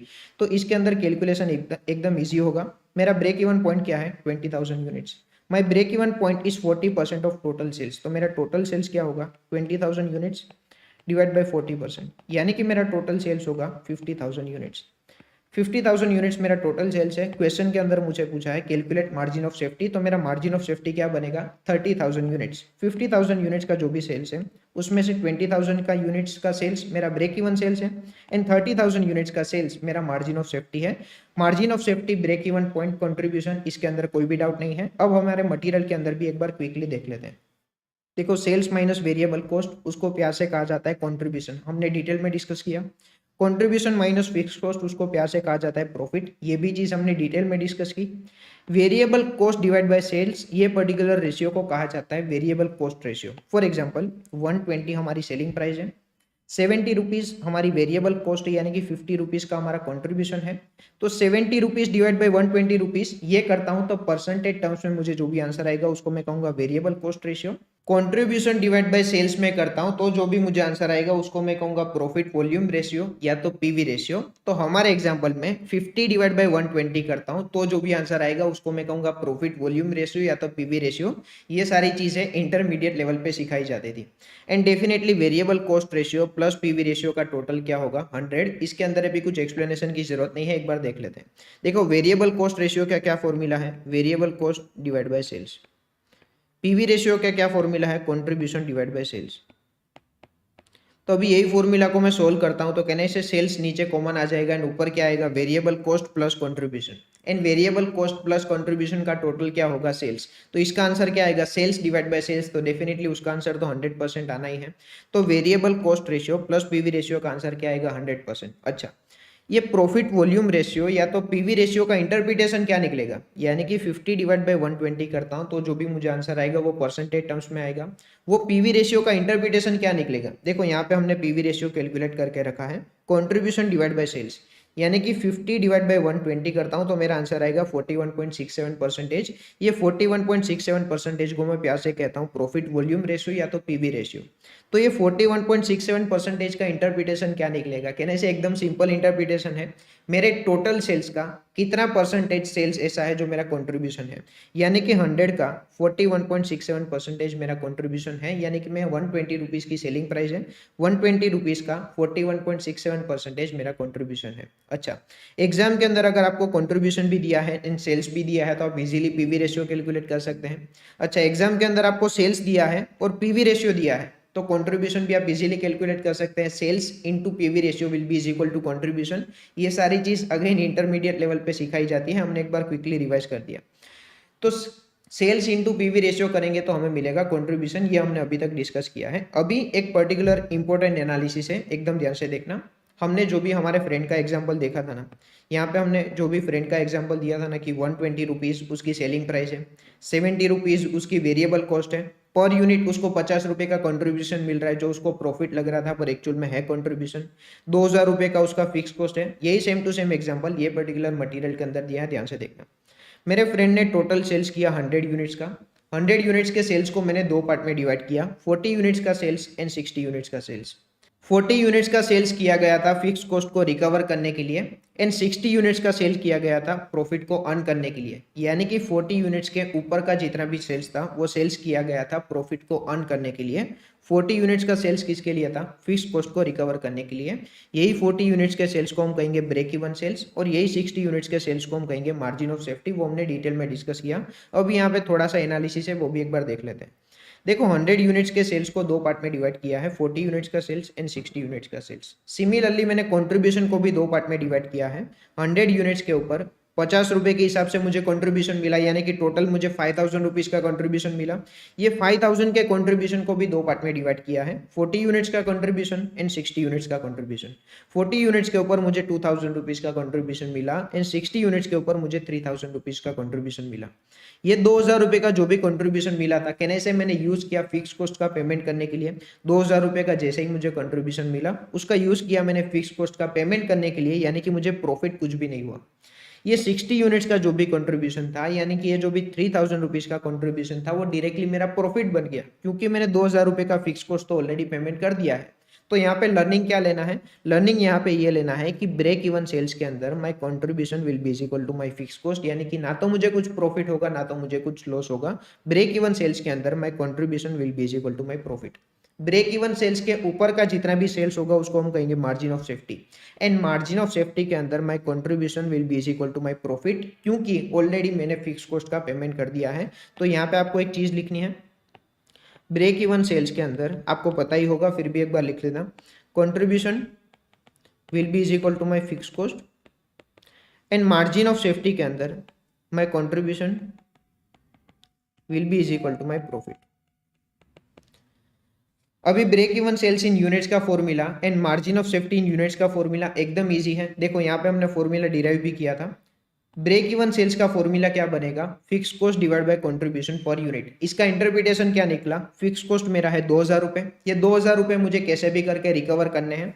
Per unit मेरे 50 रुपये रिकवर हो रहे हैं, यानी कि मैं जैसे ही 40 यूनिट का सेलिंग करूंगा मेरे 2000 रुपये रिकवर हो जाएंगे। एंड यही 2000 रुपये का यूज मैं किसके लिए करूंगा, रेंट का पेमेंट करने के लिए। यानी कि fix cost divide by contribution per unit करता हूं तो जो भी मुझे आंसर आएगा उसको मैं कहूंगा ब्रेक इवन सेल्स। तो देखो यहाँ पे मैं समरी एक बार वापस आपके लिए लिख देता हूँ। टोटल मेरा 5000 रुपीज का कंट्रीब्यूशन था, यही 5000 रुपीज के कंट्रीब्यूशन को मैंने दो पार्ट में डिवाइड कर दिया, 2000 रुपीज का कंट्रीब्यूशन एंड 3000 रुपीज का कंट्रीब्यूशन। 2000 रुपीज का मेरा कंट्रीब्यूशन क्या है, फिक्स कॉस्ट को रिकवर करने के लिए, एंड 3000 रुपीज का मेरा कंट्रीब्यूशन किसके लिए है, प्रॉफिट को अर्न करने के लिए। तो यही 2000 रुपीज का जो भी मेरा फिक्स कॉस्ट है, इसका यूज करूंगा मैं ब्रेक इवन सेल्स कैलकुलेट करने के लिए, यानी कि fix cost divide by contribution per unit. एक minute, fix cost divide by contribution per unit करता हूं, यानी कि 40 यूनिट्स का जो भी मेरा सेल्स है, 40 यूनिट्स का सेल्स है वो मेरा ब्रेक इवन सेल्स है। और इसका मैं यूज किसके लिए करूंगा, मार्जिन ऑफ सेफ्टी कैलकुलेट करने के लिए, यानी कि 3000 डिवाइड बाय 50 करता हूं, यानी कि 60 यूनिट्स का सेल्स मेरा मार्जिन ऑफ सेफ्टी बनेगा। तो यहाँ पे लर्निंग क्या लेना है, मैं मार्जिन ऑफ सेफ्टी दो तरीके से कैलकुलेट कर सकता हूँ। मेथड नंबर 1, टोटल सेल्स में से ब्रेक इवन सेल्स डिडक्ट कर दो, यानी कि ये जो भी 100 यूनिट्स का सेल्स हुआ था, 100 यूनिट्स के सेल्स में से ये 40 यूनिट्स का सेल्स डिडक्ट कर दो। ये 100 यूनिट्स के सेल्स में से 40 यूनिट्स का सेल्स डिडक्ट कर दो तो मुझे मिलेगा margin of safety. Margin of safety का इंटरप्रिटेशन क्या हुआ, ब्रेक इवन सेल्स से ऊपर का जितना भी सेल्स है उसको हम कहेंगे मार्जिन ऑफ सेफ्टी। तो एक तरीके से मैं मार्जिन ऑफ सेफ्टी कैलकुलेट कर सकता हूँ, टोटल सेल्स में से ब्रेक इवन सेल्स डिडक्ट कर दो। दूसरे तरीके से भी मैं मार्जिन ऑफ सेफ्टी कैलकुलेट कर सकता हूँ, profit divide by contribution per unit, तो भी 60 यूनिट्स का मैं मार्जिन ऑफ सेफ्टी कैलकुलेट कर सकता हूँ। तो fix cost divide by contribution per unit करूंगा तो मुझे मिलेगा break even sales, profit divide by contribution per unit करूंगा तो मुझे मिलेगा margin of safety. Break even sales के अंदर my contribution will be equal to my fix cost and margin of safety के अंदर my contribution will be equal to my profit. तो यही सेम टू सेम चीज यहाँ पे लिखी है, ब्रेक इवन सेल्स के अंदर my contribution will be equal to my fix cost, यानी कि ना तो मुझे प्रॉफिट होगा ना तो मुझे लॉस होगा। एंड मार्जिन ऑफ सेफ्टी के अंदर my contribution will be equal to my profit. यहाँ पे मैंने फिक्स कॉस्ट का पेमेंट ऑलरेडी कर दिया है, तो यहाँ पे मुझे फिक्स कॉस्ट का पेमेंट नहीं करना। तो ये चीज आपको याद रखनी है, ब्रेक इवन सेल्स के अंदर my contribution will be equal to my fix cost and margin of safety के अंदर my contribution will be equal to my profit. Break even sales in units कैसे कैलकुलेट कर सकते हैं, fix cost divide by contribution per unit, यानी कि 2000 divide by contribution per unit, यानी कि 40 यूनिट्स का सेल्स मेरा ब्रेक इवन सेल्स है। एंड मार्जिन ऑफ सेफ्टी मैं दो तरीके से कैलकुलेट कर सकता हूँ, टोटल सेल्स में से ब्रेक इवन सेल्स डिडक्ट कर दो तो मुझे मिलेगा मार्जिन ऑफ सेफ्टी, या तो मैं इस तरह से भी कैलकुलेट कर सकता हूँ, total profit divide by contribution per unit, यानी कि 3000 डिवाइड बाय 50, यानी कि 60 units will be my margin of safety. अच्छा, एक और इंपॉर्टेंट कॉन्सेप्ट ध्यान से देखना, ब्रेक इवन सेल्स हमने यूनिट टर्म्स में तो कैलकुलेट कर दिया है, अभी मुझे ब्रेक इवन सेल्स अगर वैल्यू टर्म्स में कैलकुलेट करना होगा तो मैं कैसे कर सकता हूँ, सिंपल चीज, यूनिट्स को मैं सेलिंग प्राइस से मल्टीप्लाई कर दूंगा तो मुझे मिल जाएगा break even sales in values. तो break even point in value कैसे कैलकुलेट करेंगे, break even point in units into selling price per unit, यानी कि 40 यूनिट का मैंने सेलिंग किया, पर यूनिट मेरी सेलिंग प्राइस है 120 रुपीज़, यानी कि अगर मैं 4800 रुपीज़ का सेलिंग करता हूँ तो ना तो मुझे प्रॉफिट मिलेगा ना तो मुझे लॉस मिलेगा।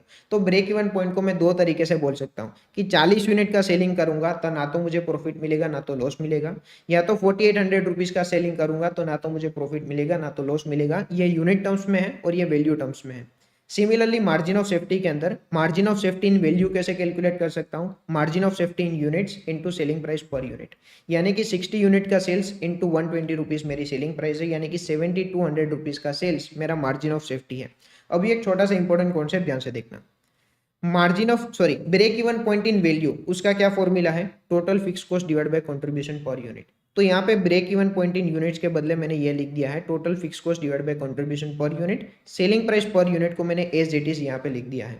तो break even point in value अगर मुझे कैलकुलेट करना है तो कहने से ये फॉर्मूला का भी मैं यूज कर सकता हूँ। Total fix cost divide by contribution per unit करूंगा तो मुझे break even point in units मिल जाएगा, फिर उसको मैं सेलिंग प्राइस पर यूनिट से मल्टीप्लाई कर दूंगा तो मुझे break even point in value मिल जाएगा। अच्छा, ये पर्टिकुलर फॉर्मूला को सोल्व करने की ट्राई करते हैं। कहना है सेलिंग प्राइस पर यूनिट, यहाँ पे इसके नीचे भी मैं लिख सकता हूँ। बचपन के अंदर हम एक चीज कर रहे थे कि x divide by y divide by z, तो मैं इसको किस तरह से लिख सकता हूँ, x divide by y into z, मैं इस तरह से लिख सकता हूँ। तो अगर मैं यहाँ से यहाँ तक आ सकता हूँ तो डेफिनेटली ये पर्टिकुलर फॉर्मूला में से यहाँ तक भी तो जा सकता हूँ। तो सिमिलर सिचुएशन हमारे पास यहाँ पे है, x divide by y into z, ये हमारे पास सिचुएशन है। Total fix cost divide by contribution per unit into selling price per unit, तो मैं इसको लिख सकता हूँ कि x divide by y divide by z। तो सेम चीज मैंने यहाँ पे की है, total fix cost divide by contribution per unit divide by selling price per unit, और कंट्रीब्यूशन डिवाइड बाय सेल्स को तो हम प्यार से क्या कहते हैं, पीवी रेशियो। यहाँ पे हमने डिटेल में डिस्कस किया। कंट्रीब्यूशन डिवाइड बाय सेल्स को हम क्या कहते हैं, पीवी रेशियो, और यहाँ पे हमने पीवी रेशियो कैलकुलेट भी किया है। कंट्रीब्यूशन डिवाइड बाय सेल्स हमने पीवी रेशियो कैलकुलेट किया है 41.67%। तो total fix cost divide by PV ratio करूंगा तो भी मुझे क्या मिलेगा, break even sales in value. तो break even sales in units, easy formula है total fix cost divide by contribution per unit. Break even sales in units को मैं मल्टीप्लाई करूंगा सेलिंग प्राइस पर यूनिट से, तो मुझे क्या मिलेगा, break even sales in value. Break even sales in value calculate करने का एक और फॉर्मूला भी है, total fix cost divide by PV ratio. तो ये पर्टिकुलर फॉर्मूला डिराइव कहाँ से हुआ वो भी हमने डिस्कस किया। तो हमारा फिक्स कॉस्ट कितना है, 2000 रुपये। तो 2000 रुपये डिवाइड बाई 41.67% करता हूँ, यानी कि मेरा आंसर आएगा 4800 रुपीज़। तो ये पर्टिकुलर फॉर्मूला का यूज करके मेरा आंसर आया 4800 रुपीज़, और यहाँ पे भी मेरा आंसर आया 4800 रुपीज़, और अल्टीमेटली आंसर आना ही था। यही पर्टिकुलर फॉर्मूला में से तो हमने सेकेंड फॉर्मूला डिराइव किया है। सिमिलरली मार्जिन ऑफ सेफ्टी के अंदर डिस्कस करते हैं। Margin of safety in value का फॉर्मूला क्या है, margin of safety in units into selling price per unit, यानी कि 60 units into 120 selling price per unit, यानी कि 7200 rupees is my margin of safety in value. Margin of safety in units का formula क्या है, total profit divide by contribution per unit into selling price per unit. तो margin of safety in units के बदले मैंने इतनी चीज लिख दी है, total profit divide by contribution per unit. Selling price per unit को एज इट इज यहाँ पे मैंने लिख दिया है। अच्छा, यहाँ पे सेलिंग प्राइस पर यूनिट इसके नीचे आ जाएगा, तो total profit divide by contribution per unit divide by selling price per unit. तो इसको मैं लिख सकता हूँ कि total profit divide by PV ratio, क्योंकि contribution divide by selling price per unit को फॉर्मूला किसका है, पीवी रेशियो का। तो यहाँ पे मैं लिख सकता हूँ कि total profit divide by PV ratio, यानी कि 3000 डिवाइड बाय 41.67% करता हूँ, यानी कि 7200 rupees will be my margin of safety.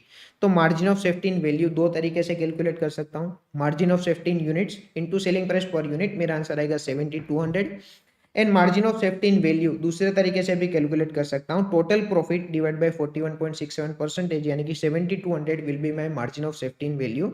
Similarly यहाँ पे हमने वही चीज की थी, टोटल कंट्रीब्यूशन को दो पार्ट में डिवाइड किया था, एंड टोटल सेल्स को भी हमने दो पार्ट में डिवाइड किया था, यूनिट्स को भी हमने दो पार्ट में डिवाइड किया था। तो कंक्लूजन ये है कि टोटल 100 यूनिट्स का सेल्स है, 100 यूनिट्स के सेल्स को हमने दो पार्ट में डिवाइड किया, 40 यूनिट्स का सेल्स एंड 60 यूनिट्स का सेल्स। सिमिलरली सेल्स को हमने दो पार्ट में डिवाइड किया, 12,000 के सेल्स को हमने दो पार्ट में डिवाइड किया, 4800 का सेल्स एंड 7200 का सेल्स। कंट्रीब्यूशन को भी हमने दो पार्ट में डिवाइड किया, 5000 को हमने दो पार्ट में डिवाइड किया, 2000 का कंट्रीब्यूशन एंड 3000 का कंट्रीब्यूशन। 2000 का कंट्रीब्यूशन हम यूज करेंगे फिक्स कॉस्ट का पेमेंट करने के लिए, एंड 3000 का कंट्रीब्यूशन हम यूज करेंगे प्रॉफिट अर्न करने के लिए।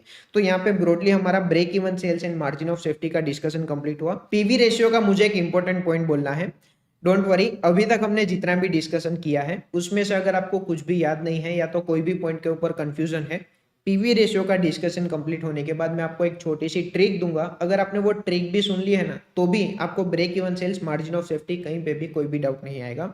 आराम से देखना। पीवी रेशियो का फॉर्मूला हमने क्या डिस्कस किया, कंट्रीब्यूशन डिवाइड बाय सेल्स। यहाँ पे हमने पीवी रेशियो कैलकुलेट भी किया है, कंट्रीब्यूशन डिवाइड बाय सेल्स यानी कि 50 डिवाइड बाय 120 यानी कि 41.67%। ये 41.67% का इंटरप्रिटेशन भी हमने डिस्कस किया कि टोटल सेल्स का कितना परसेंटेज सेल्स मेरा कंट्रीब्यूशन है, यानी कि टोटल सेल्स को मैं कितने परसेंटेज से मल्टीप्लाई करूं तो मुझे कंट्रीब्यूशन मिलेगा। टोटल सेल्स को मैं अगर 41.67% से मल्टीप्लाई करता हूं तो मुझे मिलेगा कंट्रीब्यूशन। यही है पीवी रेशियो का इंटरप्रिटेशन। तो अगर कंट्रीब्यूशन डिवाइड बाय सेल्स मेरा पीवी रेशियो है तो definitely change in contribution divide by change in sales भी मेरा पीवी रेशियो है, इसके अंदर तो कोई डाउट नहीं है। एक और पॉइंट, अगर change in contribution divide by change in sales मेरा पीवी रेशियो है तो definitely change in profit divide by change in sales भी मेरा पीवी रेशियो बनेगा। कैसे बनेगा ध्यान से देखना। यहाँ पे मेरा कंट्रीब्यूशन क्या है 5000 रुपीज, मेरा सेल्स कितना है 12,000 रुपीज। तो या तो मैं कंट्रीब्यूशन डिवाइड बाय सेल्स कर सकता हूँ, या तो change in contribution divide by change in sales कर सकता हूँ, या तो change in profit divide by change in sales कर सकता हूँ। उसका सिंपल रीजन ये है, फॉर एग्जाम्पल यहाँ पे मेरा कंट्रीब्यूशन 5000 रुपीज है। ये अगर कंट्रीब्यूशन मेरा 5000 से इंक्रीज होकर 6000 हो जाता है तो मेरा प्रॉफिट कहने से 3000 से इंक्रीज होकर हो जाएगा 4000 रुपीज, क्योंकि मेरे फिक्स कॉस्ट के अंदर कोई भी चेंज नहीं आएगा। इसका मतलब जितना चेंज मेरे कंट्रीब्यूशन के अंदर आता है उतना ही एग्जैक्टली चेंज मेरे प्रॉफिट के ऊपर आएगा।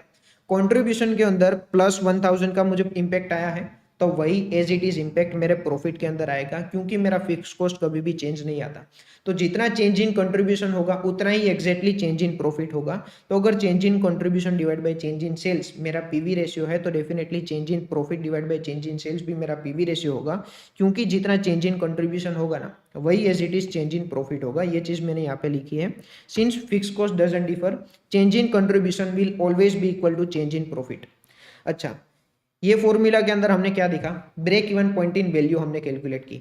Break even point in value का फॉर्मूला क्या हमने डिस्कस किया, total fix cost divide by PV ratio. तो कहने से ये पर्टिकुलर फॉर्मूला के बेसिस पे अगर मुझे पीवी रेशियो डिराइव करना है तो कैसे कर सकता हूँ, तो पीवी रेशियो यहाँ पे आ जाएगा और break even point in value यहाँ पे आ जाएगा। तो पीवी रेशियो का फॉर्मूला क्या बनेगा, total fix cost divide by break even point in value. तो fix cost divide by break even point in sales ये वैल्यू टर्म्स में होगा, यूनिट टर्म्स में नहीं होगा। Fix cost divide by break even point in value करता हूं तो भी मैं पीवी रेशियो कैलकुलेट कर सकता हूं। And profit divide by margin of safety ये भी वैल्यू में होगा, अगर ये करता हूं तो भी मैं पीवी रेशियो कैलकुलेट कर सकता हूं। सिमिलरली ये पर्टिकुलर फॉर्मूला में से ये डिराइव हुआ है। ये पर्टिकुलर फॉर्मूला में से अगर मुझे पीवी रेशियो कैलकुलेट करना है तो पीवी रेशियो को यहाँ पे आ जाएगा और margin of safety in value यहाँ पे आ जाएगा। तो पीवी रेशियो का फॉर्मूला क्या बनेगा, total profit divide by margin of safety in value. कोई भी फॉर्मूला के अंदर डाउट है ना तो आप फिगर्स डाल के देख लो, हमारा पीवी रेशियो का आंसर क्या है 41.67%। तो ये कोई भी फॉर्मूला का यूज करके अगर आप पीवी रेशियो कैलकुलेट करेंगे ना तो आपका आंसर आएगा क्या 41.67%। अभी 200% ध्यान से यहाँ पे देखना, हमने अभी तक जितना भी डिस्कशन किया है ना उसको मैं समराइज कर रहा हूँ। और इसका अगर आपको टैटू बनवाना है ना हाथ में तो टैटू बनवा लो। मैं एक लाइन यहाँ पे लिख रहा हूँ, ध्यान से देखना। हमने देखा sir sales into PV ratio मैं अगर करता हूं ना तो मुझे आंसर मिलेगा कंट्रीब्यूशन। इसके अंदर तो कोई डाउट नहीं है, इसके अंदर तो 0% डाउट है, मुझे 100% कॉन्फिडेंस है ये पर्टिकुलर फॉर्मूला के ऊपर। अच्छा सर, सेल्स को मैं दो पार्ट में डिवाइड कर सकता हूं, एक होगा ब्रेक इवन सेल्स या तो ब्रेक इवन पॉइंट, एक होगा margin of safety. PV ratio को तो मैं दो पार्ट में कैलकुलेट नहीं कर सकता, कंट्रीब्यूशन को मैं दो पार्ट में डिवाइड कर सकता हूँ, फिक्स कॉस्ट एंड एक होगा प्रॉफिट। अगर इतनी चीज आपको पता है ना तो आपको break even point, margin of safety, PV ratio एक में से किसी में भी डाउट नहीं आएगा। ध्यान से देखना, सेल्स इनटू पीवी रेशियो में करता हूं, मुझे आंसर मिलेगा कंट्रीब्यूशन। सेल्स को मैंने दो पार्ट में किया है, break even sales and margin of safety. Contribution को भी मैंने दो पार्ट में डिवाइड किया है, fix cost and profit. Break even sales into PV ratio करता हूं तो मुझे आंसर मिलेगा fix cost. Margin of safety into PV ratio करता हूं तो मुझे आंसर मिलेगा प्रॉफिट। तो तीन में से कोई भी दो चीज आपके पास है तो तीसरी चीज आप इजीली कैलकुलेट कर सकते हैं। कहने का मतलब अगर आपके पास कंट्रीब्यूशन एंड सेल्स है तो आप पीवी रेशियो कैलकुलेट कर सकते हैं, अगर आपके पास कंट्रीब्यूशन एंड पीवी रेशियो है तो आप सेल्स कैलकुलेट कर सकते हैं, अगर आपके पास ब्रेक इवन सेल्स इन पीवी रेशियो है तो आप फिक्स कॉस्ट इजीली कैलकुलेट कर सकते हैं, अगर आपके पास fix cost and PV ratio है तो आप break even sales easily calculate कर सकते हैं। सिंपल चीज हमें इतनी याद रखनी है, सेल्स इंटू पीवी रेशियो करेंगे तो कंट्रीब्यूशन आएगा, break even sales into PV ratio करेंगे तो फिक्स कॉस्ट आएगा, margin of safety into PV ratio करेंगे तो प्रॉफिट आएगा। तो अभी तक हमने जितना भी डिस्कशन किया उसके अंदर आपको कुछ भी याद नहीं है तो इतनी चीज तो आपको याद होनी ही चाहिए। तो हम 2-3 मिनट का ब्रेक लेते हैं।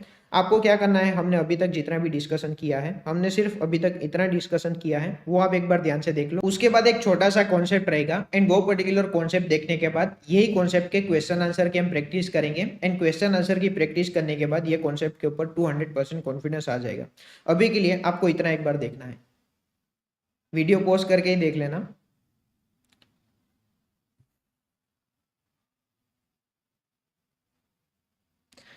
तो अभी के लिए हम लोग स्टार्ट कर रहे हैं नेक्स्ट कॉन्सेप्ट। कॉन्सेप्ट का नाम है calculation of variable cost west bifurcation between variable cost and fix cost is not given. यानी कि जब भी आपको क्वेश्चन के अंदर सेमी वेरिएबल कॉस्ट दिया है तो सेमी वेरिएबल कॉस्ट को आपको बाइफरकेट करना होगा कि कितना वेरिएबल कॉस्ट होगा और कितना फिक्स कॉस्ट होगा।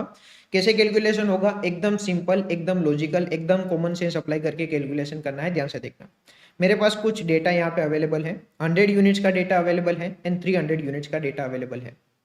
Per unit 100 rupees is my variable cost. तो सबसे पहला मेरा क्वेश्चन ये है, मेरी पर यूनिट वेरिएबल कॉस्ट 100 रुपए है एंड अगर मैं 100 यूनिट्स का प्रोडक्शन करता हूं तो मेरी टोटल वेरिएबल कॉस्ट कितनी होगी, कहना इसे 100 इंटू 100 यानी कि 10,000 रुपीज मेरी टोटल वेरिएबल कॉस्ट होगी।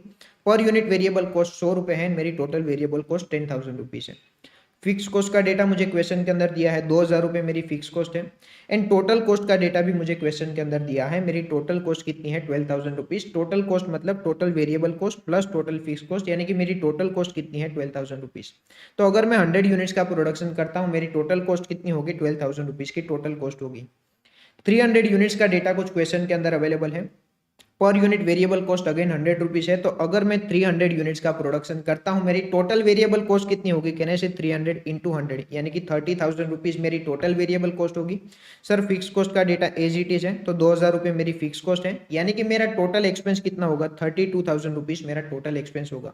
तो मैं अगर 300 यूनिट्स का प्रोडक्शन करता हूँ, मेरा टोटल एक्सपेंस कितना होगा, 32,000 रुपीज। यहाँ पे छोटा सा ऑब्जर्वेशन क्या है, मैं अगर 100 यूनिट्स का प्रोडक्शन करता हूँ, मेरी टोटल कॉस्ट होगी 12,000 रुपीज। मैं अगर 300 यूनिट्स का प्रोडक्शन करता हूँ, मेरी टोटल कॉस्ट होगी 32,000 रुपीज। ये कॉस्ट इंक्रीज किसकी वजह से हुई, कहने से ये कॉस्ट इंक्रीज हुई वेरिएबल कॉस्ट की वजह से। वेरिएबल कॉस्ट मेरा 10,000 से इंक्रीज होकर हुआ 30,000। फिक्स कॉस्ट तो दोनों के अंदर सेम है, यहाँ पे भी 2,000 रुपये का ही फिक्स कॉस्ट है और यहाँ पे भी 2,000 रुपये का ही फिक्स कॉस्ट है। क्योंकि वेरिएबल कॉस्ट के अंदर चेंज आया है, वही इंपैक्ट उसका टोटल कॉस्ट के ऊपर आया है। तो अगर क्वेश्चन के अंदर मुझे इतना डेटा नहीं दिया होता, क्वेश्चन के अंदर इतनी इन्फॉर्मेशन मेरे पास अगर नहीं होती, क्वेश्चन के अंदर मुझे सिर्फ इतना दिया होता कि अगर 100 यूनिट्स का प्रोडक्शन करेंगे तो आपकी टोटल कॉस्ट होगी 12,000 रुपीज, अगर आप 300 यूनिट्स का प्रोडक्शन करेंगे आपकी टोटल कॉस्ट होगी 32,000 रुपीज। इतने डेटा के बेसिस पर हमें कैलकुलेट करना है कि वेरिएबल कॉस्ट कितनी होगी एंड फिक्स कॉस्ट कितनी होगी। कहने से हमें एक सिंपल चीज पता है कि ये जो भी 12,000 में से 32,000 की कॉस्ट हुई है वो किसकी वजह से हुई होगी, डेफिनेटली वेरिएबल कॉस्ट की वजह से हुई होगी। फिक्स कॉस्ट तो पहले भी 2,000 रुपये था एंड बाद में भी 2,000 रुपये ही है। तो ये 12,000 से 32,000 जो भी हुआ है वो किसकी वजह से हुआ होगा, यूनिट्स की वजह से। तो 12,000 में से 32,000 हुआ, वो 100 में से 300 यूनिट की वजह से हुआ। तो पर यूनिट वेरिएबल कॉस्ट कितनी है, कहना से मुझे सिंपल चीज करनी होगी 12,000 माइनस 32,000, यानी कि 20,000 का इंक्रीज हुआ। 20,000 का इंक्रीज किसकी वजह से हुआ, 200 यूनिट्स की वजह से, यानी कि पर यूनिट मेरी वेरिएबल कॉस्ट क्या हुई, 100 रुपीज मेरी पर यूनिट वेरिएबल कॉस्ट हुई। सेम चीज यहाँ पे लिखी है, change in total cost is due to change in variable cost. Change in variable cost की वजह से ही मेरा चेंज इन टोटल कॉस्ट हुआ, क्योंकि फिक्स कॉस्ट दोनों के अंदर सेम था। And change in variable cost is due to change in units. Units में चेंज आया, उसके बेसिस पे वेरिएबल कॉस्ट में चेंज आया, एंड वेरिएबल कॉस्ट में चेंज आया, उसके बेसिस पे टोटल कॉस्ट में चेंज आया। Had bifurcation of total cost been not given, अगर टोटल कॉस्ट का बाइफरकेशन नहीं दिया होगा कि वेरिएबल कॉस्ट कितना है फिक्स कॉस्ट कितना है, वो बाइफरकेशन अगर मेरे पास अवेलेबल नहीं है तो वेरिएबल कॉस्ट में कैसे कैलकुलेट कर सकता हूँ, change in total cost divide by change in units. Change in total cost indirectly क्या हुआ, चेंज इन वेरिएबल कॉस्ट। तो change in variable cost divide by change in units, यानी कि 20,000 डिवाइड बाई 200 यानी कि 100 रुपीज मेरी वेरिएबल कॉस्ट है। यही एग्जांपल के अंदर 20,000 का इंक्रीज किसकी वजह से हुआ, 20,000 की वेरिएबल कॉस्ट इंक्रीज हुई उसकी वजह से। एंड 20,000 की वेरिएबल कॉस्ट किसकी वजह से इंक्रीज हुई, 200 यूनिट्स में चेंज आया उसके बेसिस पे। तो 200 यूनिट्स में चेंज आया तो 20,000 से कॉस्ट इंक्रीज हुई, तो 1 यूनिट की कितनी होगी, 20,000 डिवाइड बाई 200 यानी कि 1 यूनिट की 100 रुपीज वेरिएबल कॉस्ट होगी।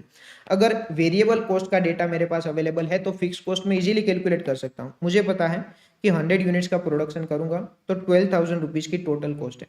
तो 12,000 रुपीज की टोटल कॉस्ट है, उसमें से वेरिएबल कॉस्ट कितनी होगी, तो कहने से 100 इंटू 100, वेरिएबल कॉस्ट 10,000 रुपीज की होगी। तो टोटल कॉस्ट में से मैं अगर वेरिएबल कॉस्ट डिडक्ट कर देता हूं तो मुझे फिक्स कॉस्ट का डेटा मिल जाएगा। देखो मेरे पास टोटल कॉस्ट अवेलेबल है, मुझे पता है कि 100 यूनिट्स का प्रोडक्शन करूंगा तो 12,000 रुपीज की टोटल कॉस्ट होगी। 100 यूनिट्स का प्रोडक्शन करूंगा तो 12,000 की कॉस्ट होगी। अभी मुझे ये भी पता है कि 100 यूनिट्स का प्रोडक्शन करने के लिए वेरिएबल कॉस्ट कितनी होगी, तो टोटल कॉस्ट भी पता है, वेरिएबल कॉस्ट भी पता है, तो टोटल कॉस्ट में से वेरिएबल कॉस्ट डिडक्ट कर दूंगा तो मुझे क्या मिल जाएगा, फिक्स कॉस्ट मिल जाएगा। अच्छा, इसके बेसिस पे मैं फिक्स कॉस्ट कैलकुलेट कर सकता हूँ, इसके बेसिस पे भी कैलकुलेट कर सकता हूँ। मुझे पता है कि 300 यूनिट्स का प्रोडक्शन करने के लिए मेरी टोटल कॉस्ट 32,000 है। तो 300 यूनिट्स की टोटल कॉस्ट पता है, 300 यूनिट्स की मैं वेरिएबल कॉस्ट भी कैलकुलेट कर सकता हूं, पर यूनिट वेरिएबल कॉस्ट मैंने कैलकुलेट की है, तो 300 यूनिट्स की वेरिएबल कॉस्ट कैलकुलेट कर सकता हूं। तो टोटल कॉस्ट में से वेरिएबल कॉस्ट डिडक्ट करूंगा तो मुझे क्या मिलेगा, फिक्स कॉस्ट। सवाल ये आता है कि ये पर्टिकुलर कॉन्सेप्ट को जानने की जरूरत क्यों है। देखो ध्यान से देखना, हमारा ब्रेक इवन पॉइंट का फॉर्मूला क्या है, fix cost divide by contribution per unit. Contribution per unit आप कैसे कैलकुलेट करते हैं, selling price minus variable cost per unit. तो कंट्रीब्यूशन कैलकुलेट करने के लिए वेरिएबल कॉस्ट कितनी है वो तो आपको पता होना चाहिए, एंड फिक्स कॉस्ट का डेटा भी आपके पास होना चाहिए अगर आपको ब्रेक इवन पॉइंट कैलकुलेट करना है। तो इसका मतलब अगर आपको ब्रेक इवन पॉइंट कैलकुलेट करना है तो फिक्स कॉस्ट का डेटा आपके पास होना चाहिए and variable cost per unit का डेटा आपके पास होना चाहिए। एंड अगर क्वेश्चन के अंदर डायरेक्टली आपको डेटा प्रोवाइड नहीं किया, आपको सिर्फ टोटल कॉस्ट का डेटा प्रोवाइड किया है, तो टोटल कॉस्ट को हमें कंपलसरी दो पार्ट में डिवाइड करना होगा कि कितना हमारा वेरिएबल कॉस्ट होगा एंड कितना हमारा फिक्स कॉस्ट होगा। एक बार वेरिएबल कॉस्ट का डेटा हमारे पास अवेलेबल है एंड एक बार फिक्स कॉस्ट का डेटा हमारे पास अवेलेबल है, उसके बाद ब्रेक इवन पॉइंट कैलकुलेट करना हमारे लिए डिफिकल्ट नहीं है। ब्रेक इवन पॉइंट का फॉर्मूला तो हमें पता है कि total fix cost divide by contribution per unit.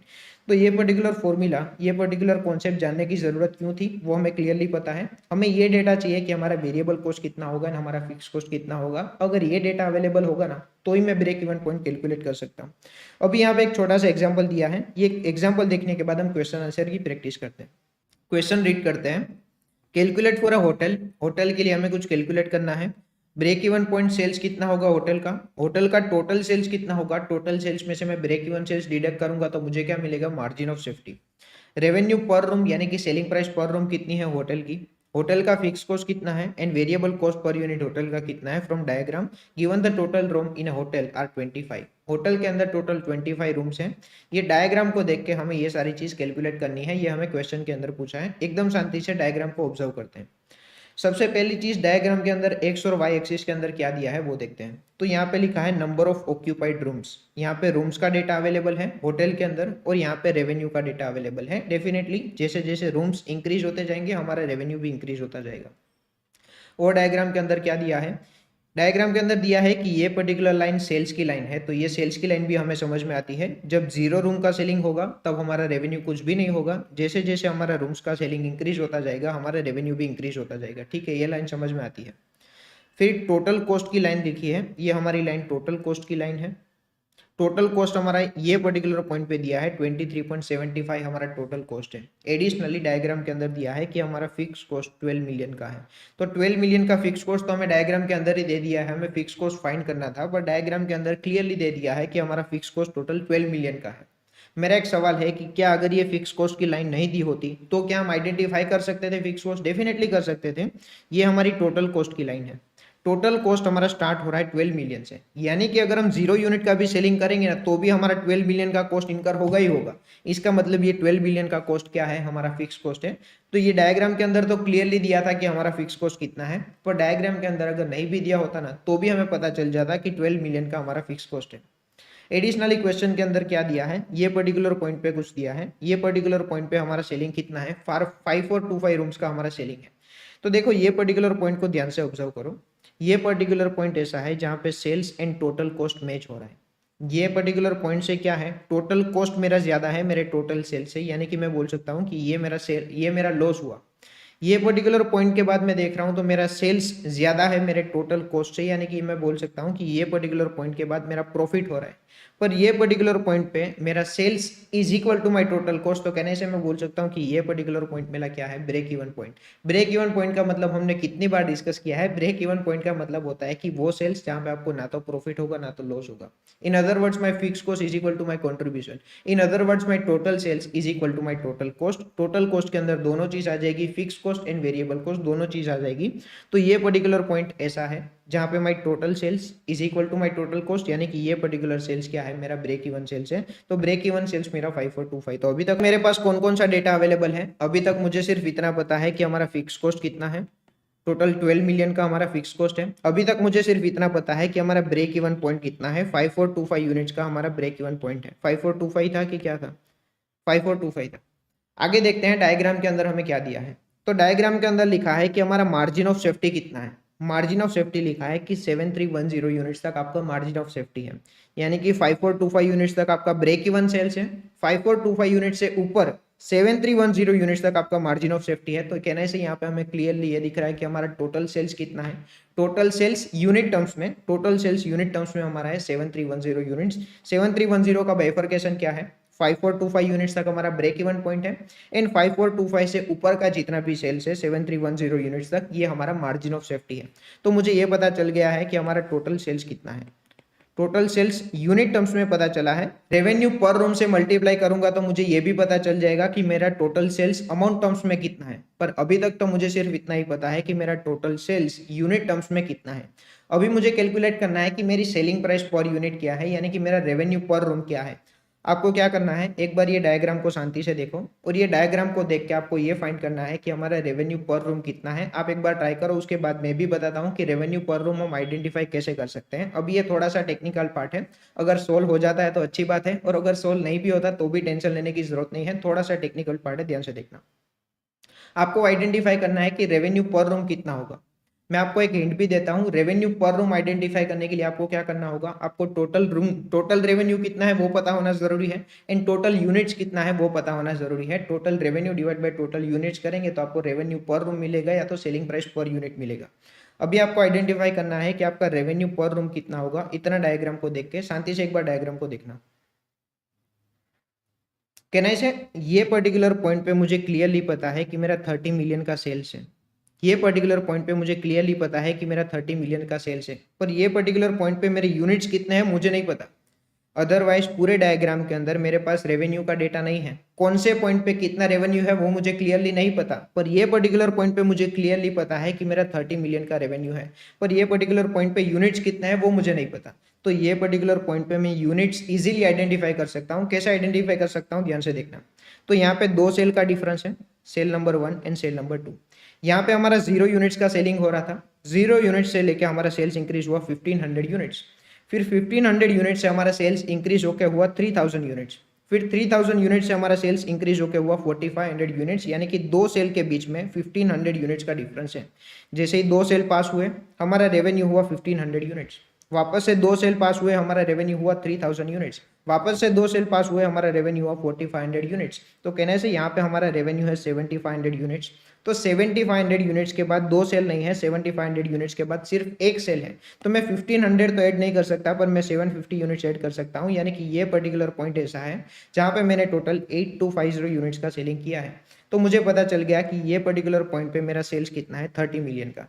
तो ये पर्टिकुलर पॉइंट पे 30 मिलियन का सेल्स है, और यही पर्टिकुलर पॉइंट पे 8250 यूनिट्स का सेलिंग हुआ है। तो रेवेन्यू पर रूम में इजीली कैलकुलेट कर सकता हूँ। टोटल रेवेन्यू पता है, टोटल यूनिट्स पता है, तो total revenue divide by total units करूंगा तो मुझे रेवेन्यू पर रूम मिल जाएगा। तो अभी कैलकुलेशन एकदम सिंपल है, 30 मिलियन डिवाइड बाई 8250 करेंगे, 30 मिलियन डिवाइड बाई 8250 करेंगे तो हमें मिलेगा, मिलियन में नहीं किया, 3636.36। ये पर्टिकुलर पॉइंट पे यानी कि हमारा सेलिंग प्राइस पर यूनिट क्या हुआ, 3636.36। अच्छा, अभी मुझे variable cost per unit calculate करना है, वो भी एकदम इजी है। ये पर्टिकुलर पॉइंट पे मुझे पता है कि 8250 यूनिट्स का सेलिंग हुआ है। तो ये पर्टिकुलर पॉइंट पे टोटल कॉस्ट कितनी है वो भी मुझे पता है, 23.75 मिलियन की मेरी टोटल कॉस्ट है, और मेरी फिक्स कॉस्ट कितनी है वो भी मुझे पता है। तो टोटल कॉस्ट में से मैं फिक्स कॉस्ट डिडक्ट करूंगा तो मुझे क्या मिलेगा, total variable cost, and total variable cost divide by total units करता हूं तो मुझे क्या मिलेगा, वेरिएबल कॉस्ट पर यूनिट। तो 23.75 माइनस 12 मिलियन करूंगा तो मुझे क्या मिलेगा, टोटल वेरिएबल कॉस्ट। एक बार कैलकुलेट करते हैं, 23.75 माइनस 12 मिलियन, तो 11.75 का मेरा टोटल, 11.75 मिलियन का मेरा टोटल वेरिएबल कॉस्ट है। मिलियन में कैलकुलेट कर लेते हैं, डिवाइड बाई 8250 यूनिट्स करता हूँ तो मुझे वेरिएबल कॉस्ट पर यूनिट मिलेगी 1424.24। तो मेरे अभी मुझे क्वेश्चन के अंदर जितनी भी चीज़ पूछी थी वो मुझे इजीली पता है। एक बार देख लेते हैं क्वेश्चन के अंदर क्या क्या पूछा था। क्वेश्चन के अंदर पूछा था ब्रेक इवन सेल्स कितना होगा, तो वो मैंने डायग्राम में से देख लिया, हमारा ब्रेक इवन सेल्स है 5425 यूनिट्स का। क्वेश्चन के अंदर पूछा था कि प्रेजेंट टोटल सेल्स हमारा कितना है, वो भी हमने डायग्राम में से देख लिया। 7310 यूनिट्स तक हमारा प्रेजेंट टोटल सेल्स है। रेवेन्यू पर रूम हमने कैलकुलेट कर लिया है। रेवेन्यू पर रूम थोड़ा सा डिफिकल्ट था, यहाँ पे हमें ये आइडेंटिफाई करना था कि हमारे यूनिट्स कितने हैं। एक बार यहाँ पे यूनिट्स पता चल गए, फिर रेवेन्यू पर रूम आइडेंटिफाई करना एकदम इजी था। ये पर्टिकुलर पॉइंट पे हमारा रेवेन्यू है 30 मिलियन का, तो 30 मिलियन के रेवेन्यू को टोटल यूनिट से डिवाइड कर दूंगा तो मुझे क्या मिल जाएगा, रेवेन्यू पर यूनिट या तो रेवेन्यू पर रूम। फिक्स कॉस्ट क्वेश्चन के अंदर ही दिया था 12 मिलियन का। And variable cost per unit कैसे हमने कैलकुलेट किया वो भी हमने डिस्कस किया। सारी चीज यहाँ पे लिखी है, हमने जो भी डिस्कस किया उसका एक्सप्लेनेशन भी यहाँ पे लिखा है, इतना आप देख लेना, समझ में आ जाएगा। तो अभी हम स्टार्ट करेंगे क्वेश्चन आंसर की प्रैक्टिस। किसके question answer, break even point and margin of safety के क्वेश्चन आंसर की प्रैक्टिस स्टार्ट करेंगे। पर उससे पहले अगर आपको एक छोटी सी नोट लिखनी है तो आप लिख लेना। क्वेश्चन के अंदर हमें ये कैसा पता चलेगा कि कौन सी कॉस्ट है वेरिएबल कॉस्ट है, कौन सी कॉस्ट है वो फिक्स कॉस्ट है, कौन सी कॉस्ट है जो सेमी वेरिएबल कॉस्ट है। अच्छा, ये पता करना जरूरी क्यों है? अगर हमें ब्रेक इवन पॉइंट कैलकुलेट करना है तो ये सब चीज हमें पता होनी जरूरी है। ब्रेक इवन पॉइंट का क्या फॉर्मूला है, total fix cost divide by contribution per unit, यानी कि फिक्स कॉस्ट का डेटा हमारे पास होना जरूरी है। कंट्रीब्यूशन पर यूनिट अगर कैलकुलेट करना है तो हम कैसे करेंगे, selling price minus variable cost per unit, तो वेरिएबल कॉस्ट का पता होना भी हमें जरूरी है। तो ये सब चीज हमें पता कैसे चलेगी। एंड क्वेश्चन के अंदर सेमी वेरिएबल कॉस्ट दिया है, तो सेमी वेरिएबल कॉस्ट को सबसे पहले हमें क्या करना होगा, variable cost and fix cost के अंदर डिवाइड करना होगा। Variable cost and fix cost के अंदर डिवाइड करने के बाद मैं कैलकुलेट कर सकता हूँ कि मेरा ब्रेक इवन पॉइंट कितना होगा। तो क्वेश्चन के अंदर सबसे पहले हमें ये पता होना जरूरी है कि कौन सी वेरिएबल कॉस्ट है, कौन सी फिक्स कॉस्ट है, कौन सी सेमी वेरिएबल कॉस्ट है। तो variable cost always remain same per unit, वो पर यूनिट में ऑलवेज सेम रहेगा, यानी कि अगर मैं यूनिट्स में चेंज करता हूं तो मेरी वेरिएबल कॉस्ट चेंज हो जाएगी।